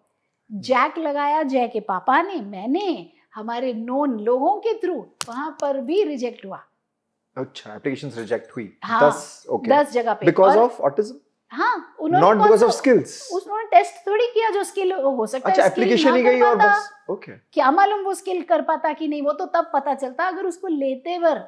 राइट। तब तो हम ये भी कहते हैं हाँ भाई, तो फिर भी मैं रेडी थी कि अच्छा ये स्किल नहीं आता, चलो अब ये सिखाते हैं। पर वहां तक तो कहानी पहुंची नहीं ना। राइट। इन द मीनवाइल मैंने उसको कहीं पर इंटर्नशिप के लिए कि भाई पैसे मत दे दो, कैफे में आप ऐसे सिखाओ। तो ये लैपटॉप लेके जाते थे साहब, और कभी बताया नहीं, मेरे को भी ध्यान नहीं आया, पूछा नहीं, लेके जाता था। पर वहां से इसने अप्लाई करना शुरू किया, 2 महीने तक इसका इंटरव्यू चला, मुझे पता भी नहीं। और he dealt, मतलब हर चीज खुद से, on his own। हाँ, अब इसमें कई लोग मुझे आजकल ऐसे भी फेसबुक पे आते हैं मैसेजेस, आप झूठ बोलती हैं, आपके लड़के को कुछ नहीं है। Okay, so that in itself is a compliment, not to me, to the autism fraternity. True. कि भाई ये यहाँ तक जाती है कहानी जहां पर लोग ये कहने लगे कि इसे कुछ नहीं है, कुछ नहीं, क्योंकि उसके स्किल्स वैसे डेवलप हो गए। वहां से फिर जब मुझे ये पता चला कि वो मुंबई में नहीं है, वो तो किसी और सिटी में है, तो वो पैरों से जमीन निकल गई। लेकिन हाँ, अकेले चला गया। हाँ, नहीं, पहले 15 दिन मैं साथ में गई। एक बार अगर उसकी ओला लेट हो जाती थी, रैपिडो बाइक, तो उसके बॉस को 4 फोन चले जाते थे, सर वो आया नहीं। अब क्या करे, माँ हो। हाँ, लेकिन धीरे धीरे मुझे कॉन्फिडेंस हो गया कि ये अपने आप सब्जियां भी खरीद रहा है। बहुत सारा कुछ हुआ, सड़ी हुई सब्जियां ले आता था, लोग पागल बना देते थे। मेड ढंग से सफाई नहीं करती थी, तो मैं अनअनाउंस्ड पहुंच जाती थी फ्लाइट लेके। और फिर जाके चेक करती थी कहाँ कहाँ क्या नहीं है, फिर वो सिखाती थी। तो ये जर्नी चलती ही रहेगी। हालांकि पहले अगर मैं जय को 90% सपोर्ट कर रही थी, अब मैं उसको 5% या 2% सपोर्ट कर रही हूँ, बाकी उसको आ गया है। अब सपोर्ट कम हो गया, यहाँ तक आ गया है 15 तारीख को फोन करके बोलता I am almost broke. I said I will not give you money, you will starve. Oh उसने इतने स्विगी ऑर्डर कर लिए। ओके तो ऑन द जॉब लर्निंग भी है राइट घर आके। राइट तो मतलब वहां तो होटल में भी खा रहा है और घर आके स्विगी कर रहा है, जबकि खुद बनाना आता है और मेड भी रख के दी है। I wish he could be here मतलब so I can another time we can think of getting him here. अब उसने क्या है, आज हो गए 27, अभी भी उसके पास 2000 रुपया बचा है। वो रोज कॉल करता है जितना खर्चा हुआ है, तो हम रन रेट ठीक कर रहे हैं ओके और ये आने वाले लाइफ में उसको बहुत बहुत फर्क काम पड़ेगा आएगा। क्योंकि हाँ। इंडिपेंडेंस ही तो गोल है। Absolutely that is the ultimate goal कि Yes. इंडिपेंडेंटली लाइफ जी पाए यस। राइट एंड लोग कहते हैं इनको समझ नहीं आती, तो मैंने इससे ये कहा था तू ऐसे स्विगी खाएगा, कल को तू शादी करेगा, तेरा बेबी होगा तो तेरे बेबी के दूध के पैसे मैं नहीं दूंगी। तो उसको वो चीज बहुत हर्ट की कि Okay. मेरे बेबी के दूध के he पैसे has to मम्मी stay क्यों। strong up यस इंडिपेंडेंट बनना है yes. So the point is believe in your child. आपका बच्चा सब कर सकता है, ऐसा नहीं है प्रॉब्लम्स नहीं आएंगी, बहुत सारी आएंगी। बहुत सारे लोग आपकी जर्नी को सिरे से ही नकार देंगे, लेकिन अगर as a parent if you fail your child, don't expect the world to succeed your child. वो नहीं होगा। True. You are the one who will have to take it in your hand, learn, be that person who can partner the therapist. Therapists are important है right ना, but वो partnership रखिए, victimhood नहीं, माई बाप हो तुम ही कर दो सब, राइट तब तो अब्यूज आनी वो है। स्टेक होल्डर वाली चीजें Yes. इंपॉर्टेंट है। और आज जो मैंने जैसे स्टार्टिंग में बोला था आपको कि हम लोग डिस्कशन करेंगे, आप रहेंगे एज अ कोच, मैं एज अ होस्ट, और हमारे साथ अब 2 गेस्ट और जोड़ लेते हैं हम लोग। तो जैसा मैंने बोला था, हमारे साथ 2 डॉक्टर्स, एक occupational therapist doctor Subhash Garg और डॉक्टर आशना जैन मैम जो है ऑडियोलॉजिस्ट, दोनों जुड़ चुके हैं। अब एक माहौल ऐसा बन चुका है जहां पे हम इस ऑटिज्म के लिए क्या करेंगे एज अ स्टेक होल्डर, किसकी क्या रिस्पॉन्सिबिलिटी है, और राइट नॉलेज आपको इस पॉडकास्ट में मिलने वाली है। तो ये पॉडकास्ट अब आप कंटिन्यू बहुत अच्छे से समझिए और सुनिए इस चीज को, क्योंकि मैं पहला क्वेश्चन उनसे पूछने वाला हूं कि ब्लिंकिट थेरेपी, सर ये मैं बहुत नाम सुन रहा हूं आजकल, क्विक थेरेपी चाहिए। पेरेंट्स आए, उन्होंने बोला कि अब हमारा बच्चा जा रहा है एक ऑक्यूपेशनल थेरेपिस्ट के पास या एक ऑडियोलॉजिस्ट के पास या एक कोच के पास, अब जाने लग गया है या सुन रहा है ऑनलाइन वो ब्लिंकिट थेरेपी। ये जो पेरेंट्स की एक्सपेक्टेशन है, ब्लिंकिट मतलब बहुत क्विक फिक्स थेरेपी, रिजल्ट नहीं मिले 1 महीने के अंदर तो उनको लगेगा कि हमारा बच्चा कुछ सीख नहीं रहा और गलत जगह भेज रहे हैं। क्या करेंगे उसके लिए? जैसा सर आपने बोला Blinkit therapy, Blinkit is call online platform, है ना। जैसे हम लोग प्रैक्टिस करते हैं, हम लोगों के पास दिन भर कॉल्स आते हैं नेशनल लेवल से, इंटरनेशनल लेवल से, डिफरेंट सिटीज़ पे जहाँ थेरेपिस्ट भी नहीं है, तो हम भी समझते हैं कि यार उनको ऑनलाइन हम क्या गाइडेंस दे सकें। उनका रहता है कि हमारा बच्चा 5 साल का हो गया है, आप कुछ घर के लिए प्रोग्राम डिसाइड कर दीजिए। Sir it's not a possible कि आप थेरेपी एनवायरनमेंट को घर पे उठा के रख लो, इतने सारे इक्विपमेंट्स को उठा के आपने रख लो। उनकी प्रॉब्लम्स को समझना ऑन ए टेलीफोनिक कंसल्टेशन हो सकता है, पर टेलीफोनिक थेरेपीज, ऑनलाइन थेरेपीज नहीं हो। मतलब ओटी में तो पॉसिबल नहीं है। ऑडियो, अगर मैं ऑडियोलॉजिस्ट अगर आप हैं तो आपके लिए फिजिकली प्रेजेंट होना स्टूडेंट का या फिर ये ऑटिज्म जिनको है वो जरूरी है? 100%, 100%. See, anyways, we are telling these kids कि आपको इनको स्क्रीन से दूर रखना है, स्क्रीन नहीं दिखाना। फिर जब आप ऑनलाइन कंसल्ट कर रहे हैं तो बच्चे को आप स्क्रीन दिखा ही रहे हैं ना। And plus these kids we have to understand, इनको सिटिंग इश्यूज हैं, इनको अटेंशन इश्यूज हैं, और अगर आप इनको फिजिकली नहीं देख रहे, हाउ कैन यू अश्योर कि ये वहाँ जहाँ अपने घर पे हैं वहाँ पे बैठ रहे हैं, आपकी तरफ 100% ध्यान दे रहे हैं। प्लस अ लॉट ऑफ, चाहे हम स्पीच ही कर रहे हैं, बट आपको बच्चे को टच करना होता है, कुछ एक्टिविटीज पकड़ के करवानी पड़ती हैं, बच्चा खुद ब खुद नहीं करता। तो सेंसरी वाला जो चीजें हैं 100%, चाहे हम ऑक्यूपेशनल थेरेपी नहीं कर रहे हैं, हम स्पीच पे ही ध्यान दे रहे हैं, स्पीच और लैंग्वेज पे, बट फिर भी कुछ चीजें जो फिजिकल एक टच से करवाई सकती हैं वो हम ऑनलाइन नहीं कर सकते। ठीक है। तो मुझे लगता है इसमें 2-3 चीजें मिक्स हो गई। पहला एक है कोर जो है फाउंडेशन, और फाउंडेशन के बाद जो नेक्स्ट स्टेप आती है दैट इज थेरेपीज। पहले तो एक्सेप्टेंस, जो 5 मॉडल की 5 फिंगर मॉडल की मैडम से बात करी थी, उसमें पहले अगर पेरेंट एक्सेप्ट कर ले कि बिहेवियर पे कैसे काम करना है, उसके लिए कोचिंग मेरे को किसको देनी है? पेरेंट्स को देनी है, जो आप रोल प्ले कर रहे हैं।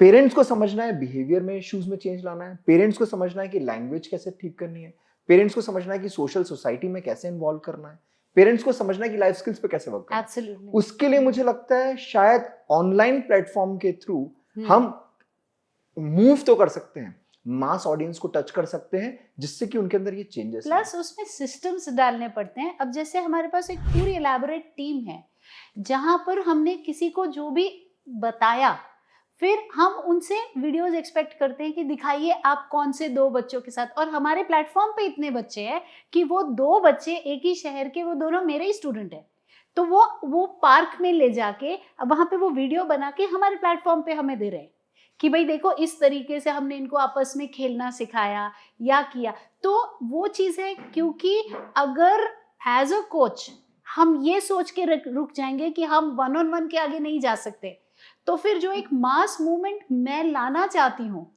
जिसमें कि अभी हमारे पास जाम्बिया से स्टूडेंट्स हैं, हमारे पास अमेरिका में तो बहुत ही सारे हैं, वो वाली चीज़ पॉसिबल नहीं हो पाती। क्योंकि आप how do you touch base, तो जो हम करते हैं वो एक माइंडसेट लेवल पे काम करते हैं कि भाई एक ईश्वर का श्राप, पुराने जन्म के कर्म, फलाना ढिमाका, तो मेरे माइंडसेट शिफ्ट करने का काम आपका है, वो हटा दो। okay. और उसके बाद जो घर पे आप कर सकते हैं वो जरूर करो।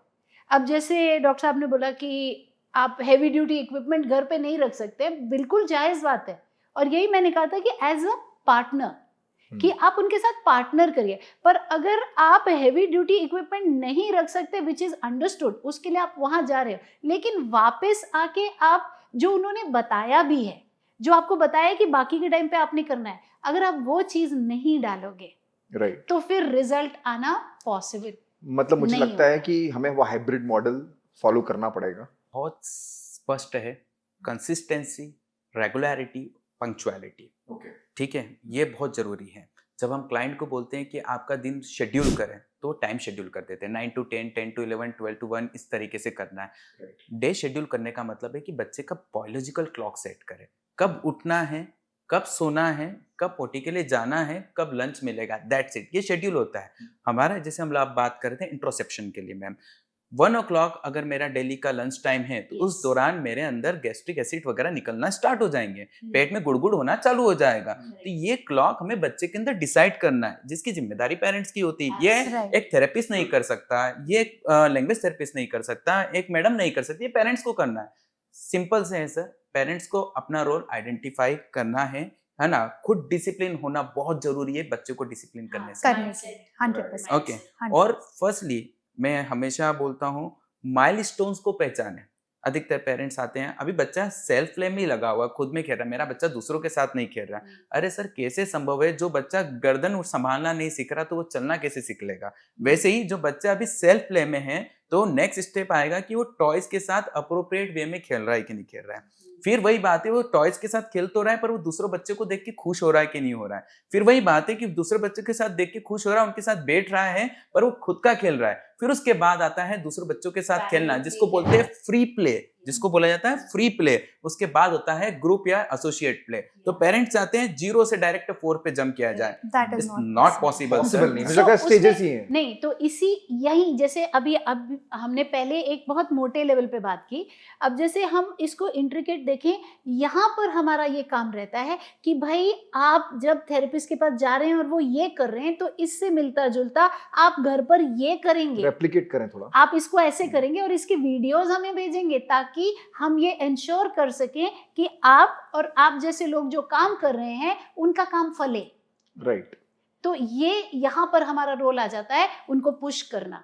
और पुश कैसे करना? पॉजिटिव टेस्टिमोनियल्स देके, देखो इसने किया इसका हो गया, इसने किया इसका हो गया। तो हम एक बहुत ग्राउंड लेवल पे माइंडसेट पे काम कर रहे हैं, जैसे कि जो ब्लिंकिट थेरेपी की बात कर रहे हैं।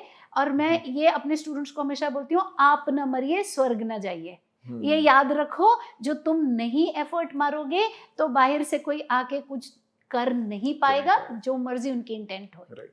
और मुझे लगता है स्पीच थेरेपी में भी अगर मैं देखूं, तो ये चीज सेम पॉसिबल है। चेंजेस हो रहे हैं, जो ऑटिज्म स्पेक्ट्रम में थे, आपने भी खुद ने चेंजेस देखे होंगे। किस टाइप की थेरेपीज होती है? सर बेसिकली एक जैसे पहले जो टॉपिक चल रहा था उस पे मैं कुछ लाइट डालना चाहूंगी। सो से for example today I have taught any concept in my speech session.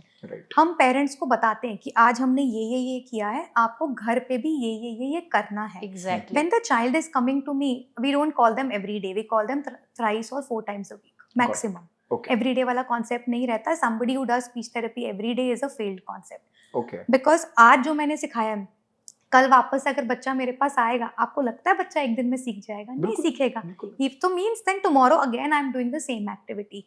But if a child is coming to me say after 2 days and when I'm checking on that concept again, तो मेरे को पता है कि बच्चे को आ गए, मतलब पेरेंट ने घर पे मेहनत किया था. राइट, वो Plus- स्पेस देना जरूरी है. 100%. Plus what we are looking at is generalisation. आप बोलो मेरे हॉस्पिटल में आके मेरे चेम्बर में बच्चा कर रहा है That's एक्टिविटी, exactly. पर घर पे नहीं कर रहा. That's where उसका our क्या thing फायदा? comes in ना, generalization. मेरे पास आके तो वो हेलो बोल रहा है, हेलो मैम, बाकी तो दूसरे बच्चे थेरेपी के हैं उनको हेलो हाय कर रहा है, but in school he is not doing. He is sitting in the session but at OT maybe he is troubling sir, और maybe in his classroom he is not sitting. वो therapy किस काम की? हम cards दिखा के कर रहे हैं because obviously I can not have everything real in front of me. हम कार्ड्स या बुक्स का सहारा लेते हैं, टॉयज का सहारा लेते हैं. घर पे तो सब कुछ रियल है. मतलब एक जनरलाइजेशन मैं अब ये कर सकता हूँ कि घर पे तो करना ही पड़ेगा, भले ही आप ओटी के पास जाएं, भले ही ऑडियोलॉजिस्ट के पास जाएं, भले ही आप एक कोच के पास जाएं. Yes. आपने अगर घर पे नहीं किया तो वो इसमें बात मैं नहीं कुछ बनेगी. बोलूंगा. ओके, घर पे क्या करना है वो भी आपको सोचना तो पड़ेगा. वही जो है जो ना? डिफाइंड आपको वो सीखना पड़ेगा. Right. ऐसा नहीं कि आपने किसी का एक ऑनलाइन वीडियो देख लिया जिसमें हाथों पे से ब्रश करा रहे Right. तो आपने करना चालू कर दिया. हाँ. आपने चुपके से Logic. देख लिया कि एक ऑक्यूपेशनल थेरेपिस्ट ऐसे करता है, तो भाई brushing is not a occupational therapy sir. एक सेंसरी डाइट होता है, एक स्ट्रक्चर बिहेवियर प्रोग्राम होता है सर, एक न्यूरो बायोमॉड्यूलेशन थेरेपी होती है. ओके, उसे कराने का तरीका होता है. तो मैं कभी भी क्लाइंट्स को ही नहीं बोलता कि आप सेंसरी वाली चीज घर पे कराओ. 90% आपके भी पेरेंट्स होंगे ना मैडम, भी बोलेंगे सेंसरी के लिए हम घर पे कर रहे हैं. नहीं, सेंसरी के लिए घर पे कर ही नहीं सकते नहीं, आप, नहीं, क्योंकि नहीं. एक प्रॉपर ब्रेन स्ट्रक्चर है जिसको हमने 8 साल ये समझा है कि ब्रेन प्रोसेस करता कैसे है, Correct. ब्रेन कैसे वर्क करता है, वो आप 18 महीने में नहीं सीखते सर. सो बेसिकली होता क्या है, जैसे अभी द बेस्ट हमारे जैसे बहुत सारे हजारों में सक्सेस स्टोरीज हैं, उसका अगर मैं ये निकालूं तथ्य, तो वो क्या है. अब जैसे मानिए कि एक स्पेशल एजुकेटर के पास जाके, या भाई लैंग्वेज थेरेपी सेशन में भी आपने कोई कॉन्सेप्ट सीखा, बिग और स्मॉल सीखा, टॉल और शॉर्ट सीखा, तो अब हम क्या करते हैं उनके साथ इंटीग्रेट करके कि भाई आप स्कूल में ये सिखा रहे हैं, वहाँ पे ये हो रहा है, चेकलिस्ट के थ्रू कहाँ पे आप क्या करा रहे हैं, अब उसको आपने घर के अंदर, जैसे कि इन्होंने कहा कि करना क्या है, ऐसे वो कुछ भी important नहीं है. शुरू हो सकता. तो अगर आप कपड़ों की तार रस्सी के ऊपर से, अब ये कहाँ से आ रहा है, जो जय के साथ मैंने बचपन से ही सब कुछ, तो अब तार से अगर आप कपड़े उतार रहे हैं तो आपको कितनी देर लगती है बच्चे को साथ लगा के और उसको झाड़ के सीधा करके वहां पे रखिए, बोलिए देखिए ये क्या है, ये लॉन्ग है पापा की ट्राउजर, और ये देखो तुम्हारी ये शॉर्ट हो गई. ऐसे करके इसमें कई बार बड़े मजेदार किस्से भी होते हैं. जय को बहुत अच्छे से सिखा के बहुत सारी चीजों में, और उसकी क्लास टीचर, ये वो ग्रेड 2 में नहीं 1 में था, और वो सीधा तन के खड़ा हुआ और बड़े ही अमेजिंग तरीके से उसने अनाउंस किया, बोलता है Anisha ma'am fat, Meenakshi ma'am slim. तो द पॉइंट इज कि जब तक आप जनरलाइज नहीं करेंगे तब तक, और ये इसीलिए बहुत कोऑर्डिनेशन में आप क्या कर रहे हैं, आप क्या कर रहे हैं, बच्चे को सेंटर फोकस रख के कि इसके स्पेसिफिक गोल्स क्या है, फिर उसका घर पर किस तरीके से सिखाना है, और स्कूल में किस तरीके से. स्कूल में हम लोग बहुत काम करते हैं कि पीटीएम ज़्यादा करिए, कोई बात नहीं, टीचर्स बग हो जाएंगे. मैं भी टीचर थी, मेरे को बहुत अच्छा लगता था जो स्टूडेंट बग करने आता था. स्टूडेंट माने जो मदर ज़्यादा सवाल पूछते थे, मैं खुद भी ज़्यादा पूछती थी मेरे बच्चे के लिए भी. तो उनको पूछिए कि भाई अब आप नेक्स्ट क्या कर रहे हैं, ताकि आप हमारे साथ कोऑर्डिनेट कर सकें, इधर कोऑर्डिनेट कर सकें, इधर कर सकें. बस ये सोच लेना कि मैंने झोला में पैसा भर लिया, उनको दे दिया, मेरा काम हो गया, मैं अच्छा पापा हूँ, मैं अच्छी मम्मी हूँ, इससे Right. नहीं होगा. इसको मैं करेक्ट करूंगा मैडम.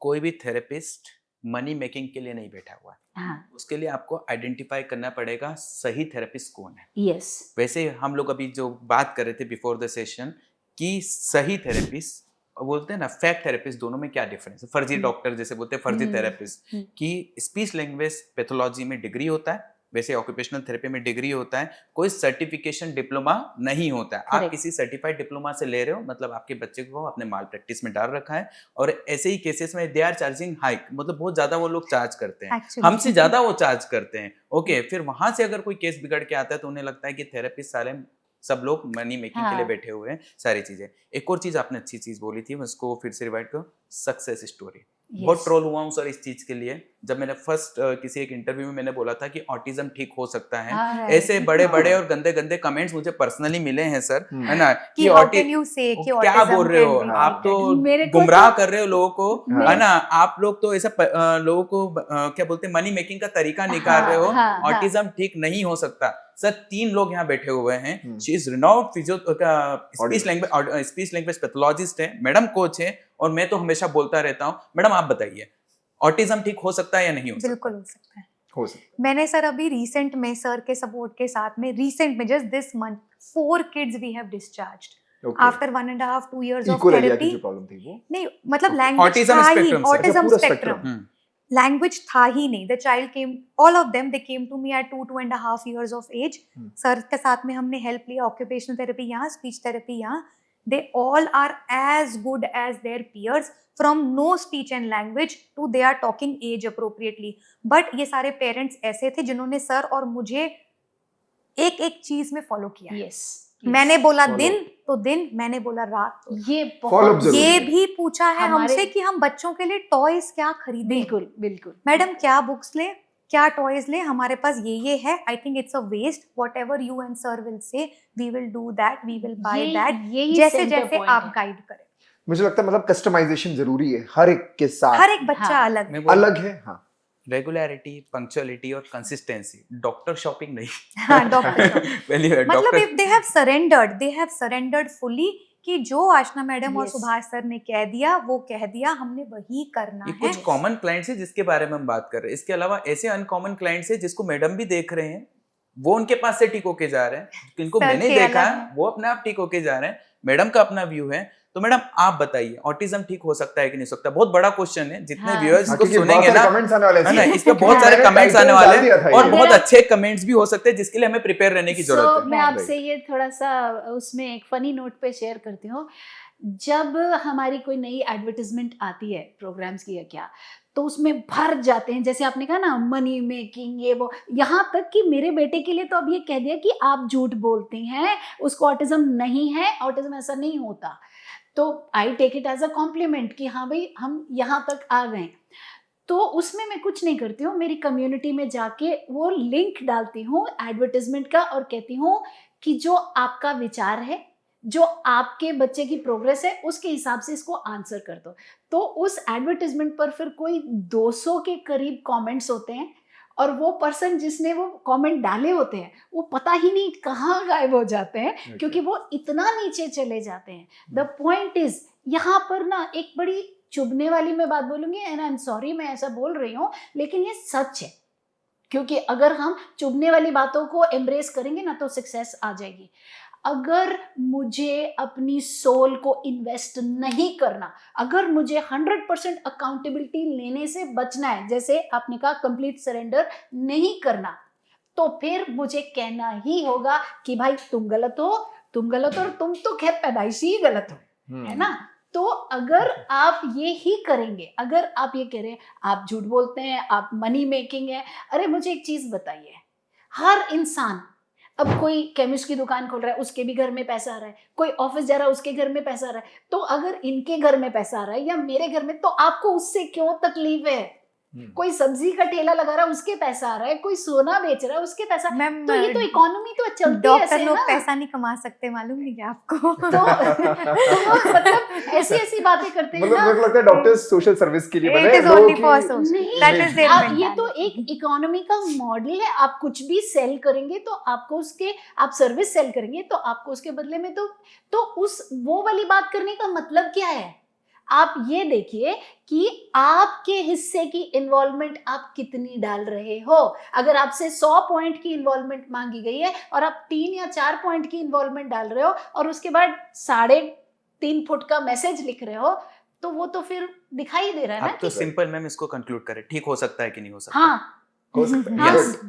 ठीक है। हाँ। मैं भी बोलता हूँ सर, मैं तो हमेशा बोलता हूँ सर, हमेशा से जो फर्स्ट पॉइंट आपका स्टार्ट हुआ, positive mindset. Positive Yes. Mindset से चलो, अरे किसी बच्चे में 30% मिलेगा इंप्रूवमेंट, किसी में 50 मिलेगा, 80 मिलेगा, किसी में 100 और ये सब मिलेगा, चल रहा है इंप्रूवमेंट के सर, लिए ही। है ना, Right. किसी में 100% इंप्रूवमेंट मिलेगा। सर मिल रहा है, पॉजिटिव माइंडसेट से चलोगे तो जरूर मिलेगा। डॉक्टर्स भगवान नहीं होते हैं सर, पर उनके पास वो सुपर पावर भी है, लेकिन हर बच्चे के लिए काम करे जरूरी Correct. नहीं जरूरी है, नहीं। है ना। हाँ, 10 क्लाइंट को हार्ट अटैक आया, 10 ही बचेंगे जरूरी नहीं है सर। correct. अगर उसमें से अगर 8 बचा लिए अपने डॉक्टर ने, या 5 बचा लिए, 3 बचा, वो भी एक मिरेकल है सर। तो ऑटिज्म में अगर बच्चा ठीक हो रहा है with the help of doctor, with the help of parents, with the help of coach, तो ये एक मिरेकल है, इसको दुनिया को मानना पड़ेगा। और ऑटिज्म Yes. ठीक हो सकता है। It's all about the mindset sir. It's all वही about बात है, मन mindset. के हारे हारे सर, और मन के जीते जीत। Correct. मैं Right. अगर मन के मान के चलूंगा कि मैं जीत रहा हूं तो मैं जीतूंगा सर, 100%. Right. है ना। Yes. अगर मैंने सोच लिया कि मैं हार रहा हूं तो मैं हारूंगा सर। तो मुझे लगता है 2 स्टेट ऑफ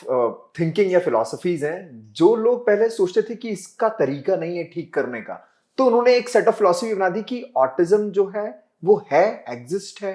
आप क्या कर सकते हो, बेस्ट तरीका उसका एम्ब्रेस कर लो कि मेरा बच्चा हाँ, ऑटिस्टिक है, इसमें हाँ. एम्ब्रेस कर लिया। इसमें एक जो चीज मैं Right. बताता हूँ, सॉरी आपको बीच में रोकना, आपने बोला ना कि एक बेस बना लिया, उन लोगों ने कभी थेरेपी सेंटर्स गए ही नहीं। गए ही नहीं। ठीक है, और गए भी है तो नॉन प्रोफेशनल के पास गए हैं नहीं छुपाया सर, सर। पहले तो। मतलब हाँ. पहली पहले बात तो तो छुपाया। पहली बात तो गए नहीं, Accountability नहीं एक्सेप्ट लेना है आए, ना. एक्सेप्टेंस आया नहीं किसी पास। उनको गए तो किसी नॉन प्रोफेशनल्स के पास गए, जहां उन्होंने 2 महीने थेरेपी कराई, फिर उसके बाद में डॉक्टर शॉपिंग उन्होंने चालू करी, मेडिसिन अपने हिसाब से देना चालू करा, अपने हिसाब से बंद करा। फिर उनको लगा फलाने बाबा जी एक अच्छा तेल दे रहे हैं, उससे मालिश करा लेंगे, बच्चा ठीक हो जाएगा, दैट्स इट। फिर उसके बाद में वो बन गए बढ़िया, बोलते हैं ना सर, क्या बोलते हैं, एडिटर, और क्या बोलते हैं, कमेंट्स करने वाले, जो कि ये डॉक्टर अच्छा नहीं है, ये डॉक्टर अच्छा है, ये डॉक्टर अच्छा नहीं है, ये डॉक्टर अच्छा है। रिसेंटली कल ही एक केस हम जो बात कर रहे थे, किसी क्लाइंट को उसकी प्रॉब्लम बता देना भी एक डॉक्टर के लिए जुर्म है। जुर्म है। मैं वही बोल रहा हूँ, अगर आपने कमी बता दी, यही बात कर रहे थे मैडम के साथ, अगर आपने कमी बता दी कि कमी है, तो आप विलन हो, है ना सर। पर और- आपको ये भी तो बता रहे हैं कि इसका इलाज है, इलाज और है। आप तो पर करिए। इलाज है, पर उसका कॉस्ट है। बोले भारत में समस्या है, Cost मानसिकता पैसा की नहीं है, समस्या ये है सर। समझिए, कॉस्ट पैसा नहीं है, कॉस्ट वो अकाउंटेबिलिटी लेना है कि मुझे इसमें खुद को झोंकना पड़ेगा। इन्वॉल्व होना पड़ेगा। पैसा तो डाल ही रहा है ना, पैसा तो घंटा तावीज वाले बाबा जी के पास भी तो दे के आ रहा है। राइट। सर ना? ये तो भारत की एक है ना व्यवस्था है या माइंडसेट है हमारे इंडिया में। आदमी बीमारी से ज्यादा ना उसके इलाज से घबराता है। हॉस्पिटल विजिट नहीं करता। हॉस्पिटल वो आप खुद एक्सेप्ट भी कर देखना, लेगा कि हमारी मेरे को families में हम लोग देख लेते हैं, अरे ठीक हो जाऊंगा, 4 दिन में अपने आप ठीक हो जाऊंगा, हाँ। क्यों दिखाना डॉक्टर क्यों? को? पता है आपको हाँ। कि किडनी इशू है, हार्ट इशू है, ब्रेन इशू है, ऑटिज्म है, बिहेवियर इशू है, सब पता है। सब पता लेकिन डॉक्टर के पास जाने में पता नहीं उसको एंजाइटी आती है। एक सेट ऑफ माइंड करके रखा है कि डॉक्टर फलानी जांच लिख देगा, लंबा बिल बना देगा। पर सर एक्सपीरियंस अच्छा नहीं रहा होगा शायद उनका, इसलिए जो बात आ रही है बार बार कि रियल लोगों से नहीं मिल पा रहे हो, रियल थेरेपिस्ट से नहीं मिल पा रहे, उसके रियल लिए ऑडियोलॉजिस्ट से नहीं मिल पा रहे। अवेयरनेस जरूरी है। फिर मैं बोलता हूँ डिग्री और पोस्ट ग्रेजुएशन वाला ही व्यक्ति लैंग्वेज थेरेपिस्ट होता है, वही ऑक्यूपेशनल Occupational थेरेपिस्ट होता है, कोई डिप्लोमा सर्टिफिकेशन नहीं होता है सर। ठीक है, तो ये ऑडियंस को मैं क्लियर कर रहा हूँ, सर से, मैडम से, सभी से बात हुई है ये कि अगर कोई भी सर्टिफाइड है, कोई जिन्होंने सिर्फ 3 महीने 6 महीने का कोर्स कर लिया है, तो एक बार आप रियल थेरेपिस्ट के पास जाइए जो सही में ग्रेजुएट और पोस्ट ग्रेजुएट हैं। ऑनलाइन, आजकल ऑनलाइन का जमाना है, आप सर्च कर सकते हैं प्रॉपर, उनसे कंसल्ट कर सकते हैं, बात कर सकते हैं, उनकी क्लिनिक जरूर विजिट करें, जिससे आपको पता चलेगा। और प्लीज शर्माए नहीं कि ऑटिज्म स्पेक्ट्रम अगर है तो उसको एक्सेप्ट करिए और फिर जाइए, मिलिए। वो मुझे लगता है कि बहुत जरूरी है, बहुत ये अवेयरनेस और बहुत जरूरी इसमें ना एक चीज मैं और डालना चाहूंगी कि एक बार को आप कोविड से मत डरो, है। चाहे तो ठीक है, उसके साइड में आप बैठ जाओगे कोविड वाले के, लेकिन एक नेगेटिव बोलने वाले से ना ज्यादा डरना। थेरेपी सेंटर के बाहर सबसे ज्यादा नुकसान होता है, पता है कहाँ? हाँ, वो हंस रहे हैं। अच्छा सर, हाँ, थेरेपी सेंटर के बाहर सबसे ज्यादा नुकसान होता है। अच्छा जहाँ वहां पे बेंच जजमेंट में- हो जाता है। जहाँ बेंच में बैठे होते हैं ना, तो 4 लोग अच्छा माइंडसेट लेके आए और एक वहां खराब पे कर देवी जी देंगे। बैठी हैं जिनके बच्चे अंदर हैं, और वो बस इतनी सी बात कह देंगी कि पता नहीं इनका क्या होगा, हम तो बड़ा होके आश्रम ही देखेंगे। वो आगे के 4 लोग खराब कर देती हैं, क्योंकि वो ये कोविड का तो इलाज हो जाएगा, इसका तो कोई इलाज ही उन नहीं सब है। ने ऑटिज्म में पीएचडी कर रखा होता है ना madam, There is a trial lot of error discussion method में which डाल रखा हुआ है happens. है ना। पड़ोस तो- वाली भाभी का प्रिस्क्रिप्शन फॉलो कर रहे हैं और आप बोल रहे हो ऑटिज्म कैसे ठीक हो जाएगा। सपोज मेरे पास भी क्लाइंट है, जो बेंच वाली बात है ना, बहुत निकाल के रखता हूँ। बेंच में हमारे यहाँ भी बैठते हैं मैडम, है ना, क्लाइंट बेंच। मैंने किसी क्लाइंट को बोला कि आपने इस बच्चे को ये एक्टिविटी कराना है और सेम मैंने बोला दूसरे बच्चे को ये नहीं कराना है, तो दोनों आपस में ये बात करेंगे तेरे को सर ने ऐसा क्यों बोला और मेरे को ऐसा क्यों बोला, और दोनों अपना प्रिस्क्रिप्शन फॉलो ना करते हुए वो सामने वाला का प्रिस्क्रिप्शन फॉलो करना चालू तो तो दूसरे की थाली में क्या है, दैट इज इम्पोर्टेंट। बस सीधी सी बात है। हमको जो दिया वो तो गलत ही होगा, वो पहला माइंडसेट है। लॉट के बाद ना माइंडसेट पे आ जाती है। अभी तो इतना सारा सपोर्ट भी है, अभी 2005 में 6 में तो भटक रहे थे, मेरे पास तो कोई सपोर्ट ही नहीं था।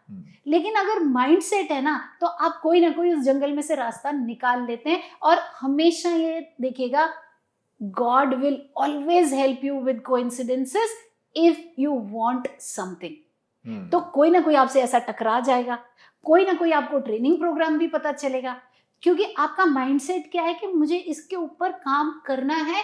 तो कई आप लोगों के पास भी ऐसे स्टूडेंट आए होंगे कि कहीं ना कहीं से कोइंसिडेंस से, क्योंकि वो ढूंढ रहे हैं एक क्वांटम लेवल पे, उन्होंने एक पुकार लगाई है जो कि वाइब्रेशनल फ्रीक्वेंसी पे किसी से मैच कर रहा है। लेकिन अगर आपकी पुकार ही ये लग रही है कि कुछ नहीं हो सकता, कुछ नहीं हो सकता, तो फिर उनको मिलते भी क्वैक हैं, और वो क्वैक मिलते हैं तो वो रिजल्ट भी क्वैकरी होता है। तो फिर उनकी वो चीज पक्की हो जाती, देखा मैंने कहा था ना कुछ नहीं हो सकता, ये लो। राइट, ये चीज है। तो माइंडसेट के ऊपर काम करना बहुत जरूरी है, और उसके बाद सही रिसोर्स को आइडेंटिफाई करना, और लास्टली ये चीज देखना कि I am partnering you, tell me what I can do, tell me what I should do, okay, let's have a 15-day review. आप पूछो मुझे, अरे अकाउंटेबिलिटी लो ना, आप पूछो मुझे कि मैंने क्या करा, कैसे करा। कैसे नहीं आती है ग्रोथ ऑटिज्म में? मेरे कितने स्टूडेंट्स हैं, अभी में दीपाली कॉलेज के लिए उसके पेरेंट्स फीस भर के आए, बहुत खुश बता रहे कॉलेज में एडमिशन हुआ, और एक स्टूडेंट है उसका 10th के लिए अपीयर कर रहा है। ऐसे बहुत सारे हैं। पेरेंट का अवेयर होना एक ऑटिस्टिक बच्चे के लिए ईश्वर की दी हुई सबसे बड़ी गिफ्ट है। राइट, बिल्कुल सही बोल रहे हैं। अभी मूवी आ रही है सितारे ज़मीं पर, और मैं बहुत ही खुश हूँ एक चीज से, तो एटलीस्ट इस टाइप की मूवीज जैसे तारे जमीन पर, बर्फी, हमने लास्ट टाइम डिस्कशन किया था, अब जून में रिलीज हो रही है सितारे जमीन पर। उसका थीम भी यही है। पहले जो तारे जमीन पर थी मूवी, वो बहुत इमोशनल थी, वो रुला देगी आपको मूवी। ये मूवी आपको ऐसा बता रहे हैं ट्रेलर में कि हंसाएगी भी, प्लस इसमें आमिर खान को उन 10 बच्चों ने सपोर्ट किया है जिताने के लिए। वहां पर आमिर खान को सपोर्ट आमिर खान ने किया था उस बच्चे के लिए सपोर्ट। डिफरेंस ऑफ माइंडसेट देखिए, पहले तारे जमीन पर आमिर खान सपोर्ट कर रहा है किसी बच्चे को, यहाँ पर 10 बच्चे जिनको ऑटिज्म है और वो सपोर्ट कर रहे हैं आमिर खान को जिताने में। ऐसा मूवी का थीम है, तो माइंडसेट शिफ्ट हो रहा है, माइंडसेट शिफ्ट हो रहा है ना। थोड़ा बॉलीवुड वगैरह पे मैं थोड़ा यकीन कम रखता हूँ, है ना, पर मैं प्रैक्टिकली साइंटिफिकली शायद वो कंडीशन उस तरीके से नहीं दिखा पाते हैं जो ग्राउंड लेवल्स पे होती है सर। वो कंडीशन जो ऑटिज्म स्पेक्ट्रम की जो दिखता है कि not following command, is self steaming behaviour. जहां तक मैंने सितारे जमीन पे ट्रेलर देखा तो वहां पे इंटेलेक्चुअल डिसेबिलिटी वाला बच्चा है, ये यूज करने वाला था कि जज बैठ के कोर्ट रूम में आमिर खान को बताते हैं कि आपकी ये सजा है कि आप 10 इंटेलेक्चुअली डिसेबल्ड लोगों को कोच करोगे। मैं इस वर्ड पे आना चाहता हूं। ऑटिज्म में जो बच्चा है, जो ASD में है, क्या उसको हम इंटेलेक्चुअल डिसेबल बोलेंगे? सर इसको शब्द में, सॉरी अपने शब्द वापस लेता हूं, इसको स्पेशली एबल्ड बोलेंगे। इंटेलेक्चुअली डिसेबल्ड बोलना गलत है? गलत है सर। तो इस मूवी में मैं स्पेशली एबल्ड, उनके पास वो ऊर्जा है या वहां पे रिटार्डेशन है, वो हमें पता नहीं ना। राइट, हो सकता है वो कुछ डाउन और सिंड्रोम, शायद कुछ और होए जहां पे मेंटल रिटार्डेशन शब्द चेंज हो चुका था, इसको इंटेलेक्चुअल डिसेबल्ड किया, फिर बाद में हमारे ऑनरेबल प्राइम मिनिस्टर ने इसको स्पेशली एबल्ड किया, जैसे हिंदी में विकलांग से इसको दिव्यांग किया। तो भले ही डाउन सिंड्रोम वाला कोई बच्चा है, इसे स्पेशली एबल्ड, पर वो स्पेशली एबल्ड है, वो इंटेलेक्चुअली डिसेबल्ड नहीं। तो अगर आप ब्रेंडा स्मिथ माइल्स की बात सुनेंगे, she is an international autism person, okay, with a huge fame. मैंने उनकी ट्रेनिंग अटेंड की थी. She said, Rajni, autistic children are 40% more intelligent than other people. Right. In a certain specific area. उनका area defined है. In a certain specific area, तो हमें उस area के ऊपर और बाकी चैलेंजेस के ऊपर हमको उनको इम्प्रूव करना है. लेकिन जो उसका एक स्पेसिफिक, जैसे मैंने कहा था, जय के टक्कर की पेस्ट्री कौन बनाता है? हाँ, लेकिन अब आप जैसे मैथमेटिक्स और साइन थीटा कॉस थीटा कराएंगे तो वो स्पेसिफिक फील्ड है जिसमें वो एक्सेल कर सकते हैं. हाँ, तो वो चीज है. सीधी सी बात है सर, अगर कोई स्पेशल एबल्ड बच्चा है तो स्पेशल का मतलब उसके पास वो एनर्जी है, यस वो पावर है जिसको as a coach, as a therapist, as a parents आपको आइडेंटिफाई करना है और सही जगह चैनलाइज करना है। टोटली लास्ट कितने भी हम लोगों के डिस्कशंस हुए हैं, कितने ही पॉडकास्ट में हम लोगों ने बात की, हमेशा एक बात करते हैं, पॉजिटिव माइंडसेट, एनर्जी को चैनलाइज करना सबसे ज्यादा जरूरी है। रही बात आपने जिस मूवी की, वो भी स्पोर्ट्स में चैनलाइज कर रहे हैं, किसी म्यूजिक एक्टिविटी में चैनलाइज कीजिए, आर्ट्स एंड क्राफ्ट्स में कीजिए। बहुत सारे ऐसे डोमेन हैं जहां बच्चों को आप एंगेज कर सकते हैं, उसकी जो एनर्जी है उससे आप बहुत कुछ करवा सकते हैं सर। जरूरी नहीं बच्चों को कॉपी पेन दे दिया और उससे लिखा के आप बच्चों को स्मार्ट मान अलग Right. तरीका हो सकता है जो बात करें हर किसी के से, है ना? तो every child is special in their own way. कई बच्चे सर और हमारे पास आते हैं, language wise maybe they are not that great, attention sitting is not that great, but academically they are really bright. किसी ने रीडिंग नहीं सिखाया but the child knows how to read. Right Very at a very young age, I'm talking about 4-5 years old हाँ, kids वो reading very hyperlexic fluently, children very Yeah. very fast very good at writing, very interested in drawing and writing. तो हर बच्चे का अपना वो रहता है। कई बच्चे म्यूजिक में बहुत अच्छा करते हैं तो हम पेरेंट्स को बोलते हैं आप इनको म्यूजिक में वो आगे आइडेंटिफिकेशन इंपॉर्टेंट है। Identification important. होके एनर्जी को चैनलाइज करना। देखिए सर, वही बात है ना, पेरेंट्स बोलते हैं हम क्या करें, आपने कुछ नहीं करना है, आपने जो थेरेपिस्ट ने रास्ता देखा है, अगर आपको बोला स्पोर्ट्स ट्रेनिंग के लिए जाना तो वो ले जाने का काम आपका। आपका आप है। बस उसमें आपने आलस ना म्यूजिक करें। थेरेपी के लिए जाना है, Yes. उसमें आलस ना आप करें। एक्सक्यूज ना दे कि हाँ। ट्रैफिक है, correct. समय नहीं है, इनके पापा के पास वो नहीं है, सारी चीजें आप एक्सक्यूज ना दे। सर ऐसे बहुत सारे क्लाइंट है प्राउडली सेड जिनको फाइनेंशियल कंडीशन है, वी आर सपोर्टिंग फाइनेंशियली, कि आप करो, हम करने के लिए तैयार है। इस पे एक बार और डिस्कशन करना चाहूंगा। लास्ट टाइम भी किया था थेरेपीज की कॉस्ट पे। एक बार आप कैमरे के सामने अगर बोल पाए तो ये बोल दीजिए। आप क्या सुनना चाहते हैं सर? वो सुना मैं बस पूछना चाहता हूँ कि अगर कोई ऑक्यूपेशनल थेरेपिस्ट है या अगर कोई कोच है या अगर कोई ऑडियोलॉजिस्ट है, अगर कोई किसी बच्चे को ASD है तो पेरेंट्स का मंथली एक्सपेंसेस उस ASD को रिकवर करने के लिए, ठीक करने के लिए, मैं वापस बोल रहा हूँ, ऑटिज्म को ठीक करने के लिए जो पेरेंट्स चाह रहे हैं पर बोल नहीं रहे, चाह रहे हैं, वो क्या है? ये एरिया वाइज डिपेंड करता है। अभी हम मध्य प्रदेश की बात करें तो मध्य प्रदेश में कंसल्टेशन चार्जेस जो होते हैं एक थेरेपिस्ट के 1000 रुपए के करीब होते हैं, जिसमें वो आपको असेसमेंट प्लस होम प्रोग्राम और आपको गाइडेंस वो दे देता है। फिर स्टार्ट होते हैं थेरेपिस्ट के चार्जेस 5000, ऑक्यूपेशनल थेरेपी बता रहा हूँ, है ना, अभी स्पीच के मैडम बता देंगे। तो 5000 रुपीज पर मंथ इन 5 से लेके 10,000 रुपीज पर मंथ के बीच के चार्जेस होते हैं। सर डिपेंड करता है, कोई बच्चा अगर आए जिसका फाइनेंशियल कंडीशन ठीक नहीं है तो मेरे अंदर भी एम्पैथेटिकली एक पर्सन है, मैं उसका फीस अगर मेरा 10,000 होगा तो मैं उसको 5 कर दूंगा, 4 कर दूंगा, 6 कर दूंगा। सर कुछ क्लाइंट ऐसे भी हैं जिनका फीस मेरे यहाँ 3000 था, वो आज भी मेरे को 3000 रुपीज पे कर रहे हैं सर, है ना। तो ये डिपेंड करता है सर। नाउ डेज थेरेपी के बहुत सारे ट्रस्ट हैं, हॉस्पिटल से, मैं जिस हॉस्पिटल में हूँ वहाँ थेरेपिस्ट के charges only 1000 rupees per month है बस। ओके। तो थेरेपी कॉस्टली नहीं है, इसको कॉस्टली बनाया जिन्होंने इसको मार्केट बनाने की तरफ देखा। अगर ऑक्यूपेशनल थेरेपी की बात करें, sensory integration, oromotor oro placement therapy, structure behaviour therapy, neuro biomodulation, primitive reflex, ऐसे 5 डोमेन में सबसे ज्यादा वर्क होता है, gross motor, fine motor activities. तो ये पांचों ऑक्यूपेशनल थेरेपी के अंतर्गत आता है, ये पांचों अलग कराने की जरूरत नहीं है। आप अगर बच्चे को बोलो कि मैं OPT के लिए अलग जा रहा हूँ, ABA के लिए अलग जा रहा हूँ, SI के लिए, सेंसरी इंटीग्रेशन के लिए अलग जा रहा हूँ, तो ऑब्वियसली आप पैसा खर्च कर रहे हो। पैसे का यूटिलाइजेशन जो है आप थेरेपिस्ट पे ब्लेम कर रहे हो कि थेरेपिस्ट हाई है। मैंने देखा 3-3 सेंटर जा रहे हैं, 4-4 सेंटर। डॉक्टर शॉपिंग है ना sir, Doesn't make any doctor sense. Shopping है जरूरत ही नहीं है। और अगर आप हमारा पूछेंगे तो 666 रुपया महीना है, क्योंकि मेरा फोकस ये था। हम लोग 7,999 एक साल का लेते हैं। फोकस ये था कि एज अ मदर जो मेरे को आता था, जो मैंने कोऑर्डिनेट किया बाकियों के साथ में, और जिससे जिस मैजिक को क्रिएट किया जिससे कि वो ये बना, वो तुम सीख लो। अब उसके बाद मैं तो नहीं कंप्लेंट कर रही कि मैं एक दिन में 5 घंटे या 6 घंटे उसके ऊपर लगा रही थी। मैं तो नहीं कंप्लेंट कर रही कि मुझे वहां घूमने जाने नहीं मिला, या वो वाली तपस्या तो देखो आपकी है ना। तो मेरा ये मानना है कि आप किस चीज के लिए परेशान हो सकते हो कि भाई बहुत ज्यादा पैसा लग रहा है, लो ये लो। अब हमको एक ही चीज चाहिए आपसे, आपकी अनवेवरिंग कमिटमेंट, दिन क्या रात क्या। और इस चीज़ में ना मैं मेरे कुछ इंटरनेशनल स्टूडेंट्स की बहुत तारीफ करना चाहूँगी। अरे डे नाइट का होता है, जब हम अपना 2 डे बूट कैंप करते हैं जिसमें मैं 9:30 से 5:30 तक ब्रेन की इंट्रिकेसीज क्या है, सेंट्रल कोरेंस डेफिसिट क्या है, थ्योरी ऑफ माइंड डेफिसिट, एक एक चीज़ सिखाती हूँ, समझाती हूँ कि कैसे आप बच्चे का ये आइडेंटिफाई करके हेल्प कर सकते हो ताकि आपकी आउटसाइड थेरेपी भी खूब फले। क्यों? थेरेपिस्ट भी खुश हुए, अरे इतनी जल्दी सीख गया, क्यों? घर पे आपने उसी से रिलेटेड काम किया, क्योंकि यहाँ पर हम काम कर रहे थे आपको सिखाने के लिए। तो वो लोग, उनके रात के 2 बज रहे होते हैं, क्योंकि इंडिया अमेरिका का डिफरेंस है। जो डेडिकेटेड पेरेंट्स है ना, वो रात के 2 बजे जग के कर रहे होते हैं। और जब मैं पूछती हूँ, और बहुत सारे हैं, तो वो बोलते हैं हम इंडिया से अभी अभी आए हैं, हमारे पास इंश्योरेंस भी नहीं है, हम जितना कमाते हैं उससे ज़्यादा हम यहाँ दे दें।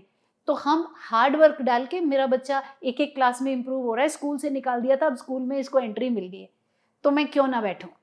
तो बात सारी लौट फिर के यहाँ आ रही है कि थेरेपिस्ट को एज अ पार्टनर यूज करिए, एज अ गाइड यूज करिए, उनसे सीखिए कि आपको क्या करना है, और उसके बाद नो स्ट्रिंग्स अटैच्ड। फिर बाद को सोच लेना कि 10 साल मैंने इतनी मेहनत करी, लेकिन आज क्या ठाट है। आप कह रहे थे ना कि माइंडसेट शिफ्ट उन बच्चों ने मदद की, वो तो बॉलीवुड है, ये रियल है। आज मैं यहाँ क्यों हूँ? जय की वजह से तो हूँ, राइट, उसी ने तो मदद की मेरी, नहीं तो मैं कौन थी। वेरी ट्रू, है ना? तो ऐसा नहीं, हमारे बच्चे जो है ना, they are capable of great capabilities, बहुत कुछ है। और the least justice that we as parents can do is to help them where they need the most. Simple है सर, थेरेपी कॉस्ट एक सिंपल इतना ज़्यादा नहीं है, ट्रांसपोर्टेशन और लाइफस्टाइल चार्जेस ज़्यादा हैं। डेफिनेटली आई एग्रीड सर, है ना। एक प्लेस से दूसरे प्लेस तक जाने में जितना थेरेपी के चार्ज नहीं होता है, उससे ज़्यादा, उससे डबल ट्रांसपोर्टेशन के चार्ज, टाइम कॉस्ट, जो पेरेंट्स टाइम कॉस्ट मान लेते हैं, डेफिनेटली सर, प्रोफेशन तो रहना ही है, ट्रैफिक है, एक थेरेपी पे जाना है, फिर वहाँ से स्पीच लैंग्वेज के लिए जाना है, तो डेफिनेटली एक पेरेंट्स के लिए मेंटल टॉर्चर है, मैं मानता हूँ सर। लेकिन उस चीज़ के लिए, आपके बच्चे की तकलीफ के लिए या बीमारी के लिए आप थेरेपिस्ट पे ब्लेम करें, ये जरूरी नहीं है सर। एक ऑटिज्म स्पेक्ट्रम की थेरेपी की प्रोसेस जो है स्लोली है, प्रोग्रेसिव है, पर पॉजिटिव है सर। धीरे धीरे आपको रिजल्ट मिलेगा। आपको केवल पेशेंस रखना है सर, पेशेंस का गेम है, सिंपल है। हम मानते हैं कि खर्चे बढ़ रहे हैं, ठीक है, समस्या बढ़ रही है सर, उस हिसाब से इक्विपमेंट वगैरह के चार्जेस भी बढ़ रहे हैं, फिर भी हम उसको हमारे लेवल पे बहुत मिनिमाइज रखने की कोशिश कर रहे हैं सर, क्योंकि फैसिलिटीज़ भी हमें वो देना रहती है, वो एरिया भी हमें देखना होता है, हमें कुछ न्यू इक्विपमेंट्स है, न्यू रिसर्चेस है, उसको भी अडॉप्ट करना होता है सर। हमारे पास आज देखा जाए इतना क्लाइंट लोड हर थेरेपिस्ट के पास में है कि उसके पास वेटिंग में बैठा हुआ है बच्चा, ठीक है। सबको लेने जरूरी नहीं है सर, वही बात है ना, कम लेके क्वांटिटी से ज़्यादा क्वालिटी पे वर्क करें। और रही बात, ये आपने अमाउंट वाला बहुत अच्छा क्वेश्चन उठाया है sir. As a person, as a mother, father या मैं पेरेंट्स, में मानता हूँ कि हाँ ये एक बर्डन है सर, बट क्या करें सर, ये चीज आपके और मेरे कंट्रोल में पर मुझे लगता है ये बर्डन नहीं रहेगा अगर वो 5 साल 10 साल में उस स्पेक्ट्रम से बाहर आ जाए और अपनी लाइफ इंडिपेंडेंटली जीना चालू कर दे। जब आप खुद नहीं रहोगे इस दुनिया में, तो उस टाइम पे जो इंडिपेंडेंस रहेगा वो कॉस्ट कुछ नहीं है। फिर छोटे छोटे जो अमाउंट्स हर मंथली जाते हैं, एक कोई बड़ी बीमारी आती है ना, उसका एक अमाउंट का मतलब सम जो बोलना चाहिए वो निकल, सम अमाउंट की जगह छोटा छोटा अमाउंट जाता है ना, तो दिखता है सर, है ना। और ये दिखता है कि हम डेली प्रैक्टिस कर रहे हैं आज का, और बच्चा में थोड़ा कम इंप्रूवमेंट है, बच्चा रिग्रेशन में चला गया due to some medical condition, सारी चीजें हैं। तो आई थिंक सर पेरेंट्स को अवेयर तो ये होना है कि आपने एक ऑक्यूपेशनल थेरेपी, एक speech language therapy, that's it, इसके अलावा कुछ नहीं। हाँ madam. Sir, on an average, speech therapist consultation would be around 1,000 to 1,500 rupees in Indore, and per therapy, speech therapy cost would be somewhere between 500 to 800 rupees per session. And we don't call every day, like I told you before. We call only max to max 4 times a week, not more than that. 4 times भी वो बच्चे आ रहे हैं जो बहुत severe हैं, good children जो थोड़े mild to moderate वाले हैं, not more than twice or thrice. मतलब अगर मैं मान के चलूं, अगर कोई 2 दिन जा रहा है हफ्ते में, तो 500 मतलब 1000 रुपीज हो गया, मतलब 4000 से 5000 रुपीज पर मंथ में एक स्पीच थेरेपी हो सकती है रेगुलर बेसिस पे। 8000 rupees per month occupational therapy, that's the charges sir, that's a basic charges, और ये हम लोग ले भी है ना, Right. We are accepted sir. पर हॉस्पिटल सेटिंग या ट्रस्ट में जहाँ हम लोग सुबह बैठते हैं या जहाँ वर्क करते हैं सर, वहाँ इस चीज़ के चार्जेस काफ़ी कम है सर। कम। तो मुझे लगता है जो फाइनेंशियली अफोर्ड नहीं कर पा रहे हैं तो हॉस्पिटल हॉस्पिटल विजिट करें, एनजीओस करें, है पर ना? करें जरूर। करें जरूर सर। उस चीज़ के लिए आप थेरेपिस्ट को ब्लेम ना करें, क्योंकि घोड़ा घास से दोस्ती कर लेगा तो क्या।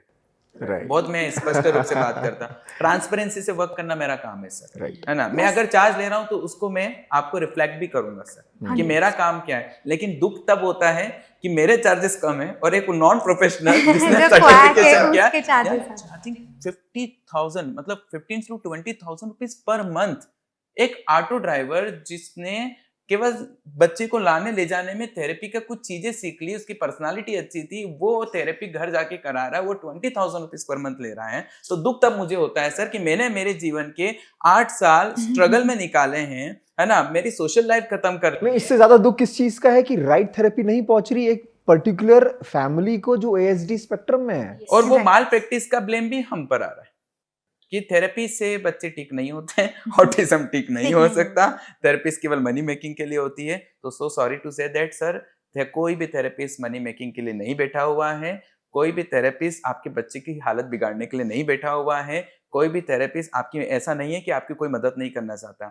मैं और मैडम हम लोग 24/7 ऑन कॉल अवेलेबल है सर। जो मेरे क्लाइंट्स है वो लोग कमेंट डालेंगे इसमें कि हाँ सर को अगर हमने रात को 2 बजे फोन किया, सर ने 2 बजे फोन उठाया, सर ने हमको 5 बजे फोन किया, सर ने 5 बजे फोन उठाया। जो मेरे पास थेरेपी करा रहे हैं, अपॉइंटमेंट्स की बात नहीं करता हूँ सर, इसमें जो थेरेपी करा रहे हैं अभी ये जो सेशन चल रहा है इसमें ये आप देख पाएंगे तीनों नंबर रिफ्लेक्ट कर रहा हूँ, मैडम रजनी मैम का भी, आशना मैम का भी और सुभाष सर का भी। ये तीनों नंबर पे आप कांटेक्ट कर सकते हैं और बात भी कर सकते हैं अगर आपको कोई भी प्रॉब्लम है तो। This is the official number of all the 3।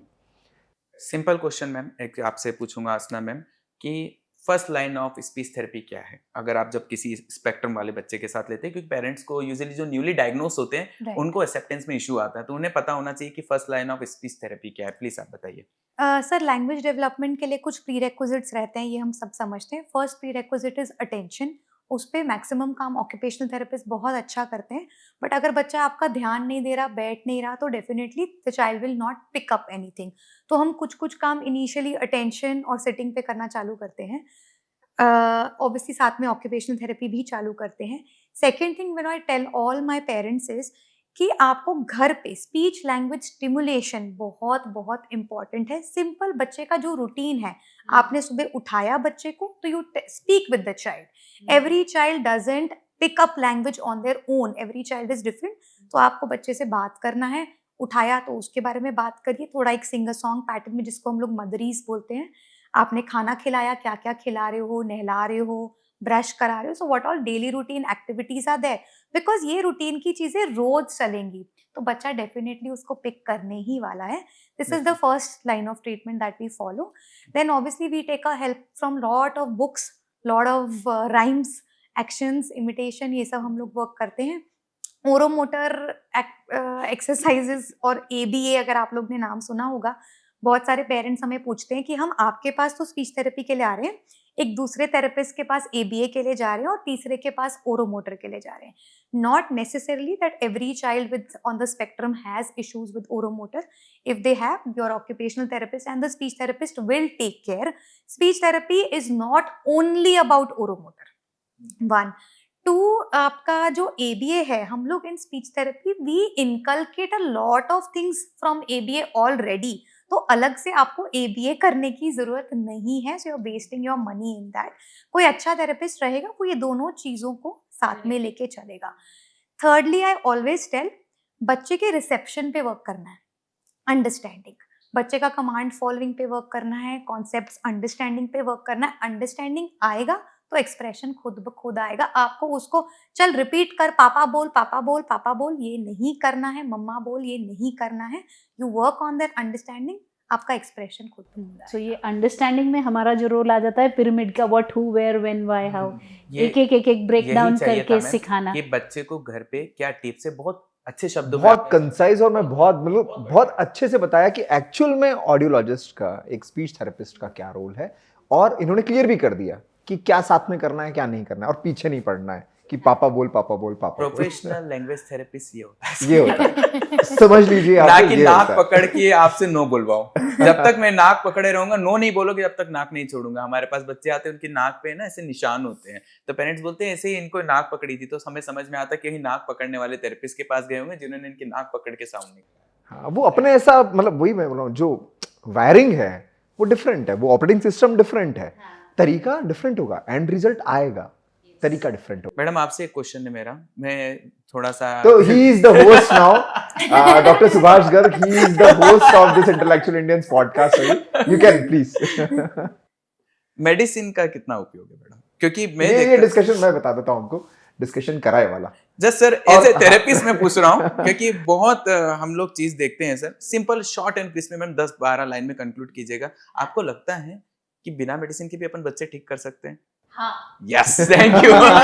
और इसमें बहुत बड़ा डिस्कशन हुआ है कि थैंक यू। सेडेटिव के चक्कर में लोग फंस गए, नहीं, और थेरेपी नहीं कहीं कहीं जाना जरूरी है, होता है वो ना सर, रास्ते पे नहीं जाना है। कहीं कहीं जरूरी होता है ना, तो हम भी डॉक्टर्स के पास खुद हाँ, भेजते हैं। बेचते हैं। ठीक है, अगर इसमें बच्चे ना- को एपिलेप्सी है, माइक्रो एपिलेप्टिक Yes, सीजर्स आ रहे हैं, तो वो yes. मेडिसिन से ही तो ठीक। वो तो कोमॉर्बिडिटी हो गया ना, एपिलेप्सी अलग चीज हो तो गया। मैडम वो मेडिसिन से ही ठीक होगा ना, उसका हाँ, थेरेपी में कोई ट्रीटमेंट उसमें नहीं है, हमारा कुछ नहीं है, तो तो वो है। हम उसके लिए भेजते हैं। पर हर बच्चे को जरूरत हो मेडिसिन की ऐसा जरूरी नहीं है। मैं तो ये बोलूंगा सर, जिस बच्चे की मेडिसिन नहीं चल रही है वो बच्चा भी कहीं ना कहीं क्योर्ड ही है, क्योंकि उसको और किसी चीज की better- डिपेंडेंसी नहीं है, बेटर तरीके से उसका हो रहा है, क्योंकि क्योंकि इम्पल्स कंट्रोल सीख रहा है। उसको कहीं ना कहीं किसी चीज की डिपेंडेंसी नहीं है ना हाँ। मैडम। जैसे हमको चाय की डिपेंडेंसी होती है, उनको दवाई की डिपेंडेंसी है ना, तो उनको डिपेंडेंसी नहीं होगी तो वो कहीं ना कहीं क्योर्ड है, वो नेचुरली वो चीजें अडॉप्ट कर रहे हैं, उनकी Correct, नेचुरल सीख रहे हैं। स्किल्स वही है। मैंने बोला ना, एक दवाई इम्पल्स देके- कंट्रोल आ रहा है, सीख रहा है। एक सिंपल मेडिसिन देके मैं बच्चे से 20 शब्द बुला रहा हूँ और उसका सीटिंग अच्छा रख रहा हूँ, ठीक है, लेकिन मैं बिना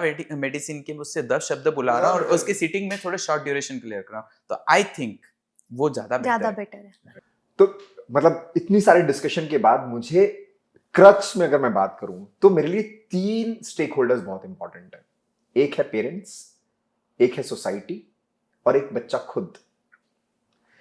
आप तीनों के लिए क्या मैसेज देना चाहेंगे एज अ ऑक्यूपेशनल थेरेपिस्ट?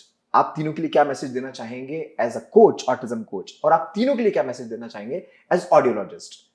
पेरेंट्स के लिए, सोसाइटी के लिए, और बच्चे के लिए खुद के लिए जो ये पॉडकास्ट देख रहे हैं। एज ए ऑक्यूपेशनल थेरेपिस्ट एक ही मैसेज रहेगा सर, सही और गलत का फर्क पहचाने। ठीक है, ये मैसेज किसके लिए है? ये पेरेंट्स Parents के के लिए। लिए है ना, ठीक है, पेरेंट्स के लिए ये सही और गलत का फर्क पहचाने।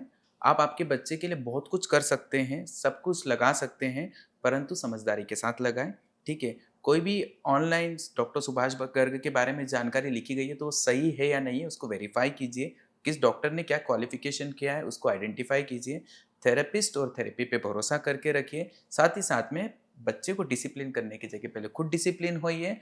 अगर आप बच्चे को एक्सेप्ट करते हैं और सोसाइटी में अगर आपसे कोई पूछता है आपके बच्चे को क्या प्रॉब्लम है, आप प्राउडली से मेरे बच्चे को ऑटिज्म है, तो सोसाइटी का दूसरा पेरेंट्स आपसे कभी नहीं पूछेगा कि आपने बच्चे के लिए क्या है और आपका बच्चा अलग क्यों है, ठीक है। तो सोसाइटी में अवेयरनेस आ रही है, पर उसके लिए बहुत ग्राउंड लेवल से पेरेंट्स को अवेयर होना बहुत ज़्यादा ज़रूरी है सर। और सिंपल और कंक्लूड करता हूँ इस चीज़ को, सही तरीके से, सही प्रकार से, सही समय पे थेरेपी होगा ना, तो ये जो ऑटिज्म स्पेक्ट्रम के बारे में लिखा गया है कि ये कभी ठीक नहीं हो सकता, तो ऐसा नहीं है, ये ठीक हो सकता है। पॉजिटिव माइंडसेट आपको रखना है, सही थेरेपी आपको करानी है। Great very nice. मैडम। आपने क्या क्या कहा? पेरेंट्स, सोसाइटी और वो बच्चे के लिए, खुद के लिए, के लिए, तीनों के लिए Parent एक के एक लिए- मैसेज। पेरेंट के लिए एक बिल्कुल short message, trust your child, trust yourself that you can do this, and trust the processes. Okay, go for processes, नीम हकीम खतराए जान नहीं। Okay, proper processes, proper systems right, in place. This is for the parent. Right, और एक चीज, like he said, have pride in your child, Right. not shame. Okay, society के लिए एक गार्डन जिसमें तमाम किस्म के फूल हैं, वो ज्यादा सुंदर दिखता है बनिस्बत उसके जिसमें सिर्फ एक ही तरीके के फूल हैं। राइट, दूसरों को एक्सेप्ट करना सीखें, सबका नॉर्मल अलग है, राइट, वो अपने तरीके से ब्यूटीफुल है। अपने बच्चे को भी उसके बच्चे के साथ खेलने के लिए इनकरेज करें। इंक्लूसिविटी सिर्फ उस बच्चे के लिए नहीं है, आज अगर आपका बच्चा इंक्लूसिविटी सीखेगा तो कल को आने वाले टाइम में अपने जॉब में भी बेटर एडजस्ट होएगा लोगों के साथ, अपनी वाइफ के साथ भी बेटर एडजस्ट होएगा, आपके लिए भी अच्छा है। राइट। और बच्चे के लिए trust yourself, you got this, you can do it, great. I trust you. Ma'am, so parents के लिए माय मैसेज इज कि आपको अपने थेरेपिस्ट पे विश्वास रखना है, आपको खुद डेडिकेटेड रहना है बच्चे की तरफ। डेफिनेटली बच्चा आपका इम्प्रूव करेगा, आपको वो फेथ रखना है। सोसाइटी के लिए जैसे मैडम ने भी बोला, सर ने भी बोला कि सोसाइटी को एक्सेप्ट करना पड़ेगा, एंड अगर सोसाइटी इस चीज़ को एक्सेप्ट करती है वो बच्चे का एक अलग आप डेवलपमेंट, एक अलग इम्प्रूवमेंट देखेंगे। एंड हम लोग ये घर पे भी करते हैं, हमारे घर पे भी बहुत बच्चे हैं, I stay in a joint family, हम वो बच्चों को सिखाते हैं। और आजकल मैं देखती हूँ बच्चों के करिकुलम में भी ये इंक्लूड किया गया है, which is a very good thing. आप एनसीईआरटी बुक्स देखेंगे, उसमें ऑटिज्म के बारे में बताया है, उसमें कॉक्लियर इम्प्लांट, हियरिंग लॉस, सबके बारे में बताया है। और स्कूल्स में भी आजकल इंक्लूजन रहता है, तो बच्चों को पता होता है कि ऐसी ऐसी प्रॉब्लम्स हैं, तो which is a very good thing. And बच्चों के लिए डेफिनेटली जैसे मैडम ने बोला, बच्चे अच्छे होते हैं तो they will also need to have faith. हमारे पास बच्चे तो बहुत छोटी एज ग्रुप के आते हैं, तो पेरेंट्स का ही सबसे इम्पॉर्टेंट रोल है उसके अंदर। बट डेफिनेटली सब अच्छा काम कर रहे हैं यहाँ पे लोग, आप लोग सब बहुत अच्छा काम कर रहे हैं, अच्छा काम करते रहें एंड बच्चे भी हमारे अच्छे होंगे। ग्रेट। मतलब सारे स्टेक होल्डर्स और जितने भी थेरेपिस्ट मेरे पास हो सकते हैं, कोच हो सकते हैं, उनका कंक्लूसिव मैसेज अब आपके पास पहुंच चुका है। मैं अभी भी बोल रहा हूँ, ऑटिज्म के बारे में और रिसर्चेस होंगी, मैं और एपिसोड्स लेकर आऊंगा आपके लिए। बट मुझे लगता है आज तक अगर आपने पहला एपिसोड नहीं देखा है तो इसकी लिंक आपको दिख रही होगी। सेकंड एपिसोड ये है, जरूर देखिए, जितने लोग हैं उनके साथ शेयर करिए, और ऑटिज्म से घबराइए मत, राइट पीपल को टारगेट करिए, that is the motive. Thank you so much. Signing off, Sankalp Maheshwari.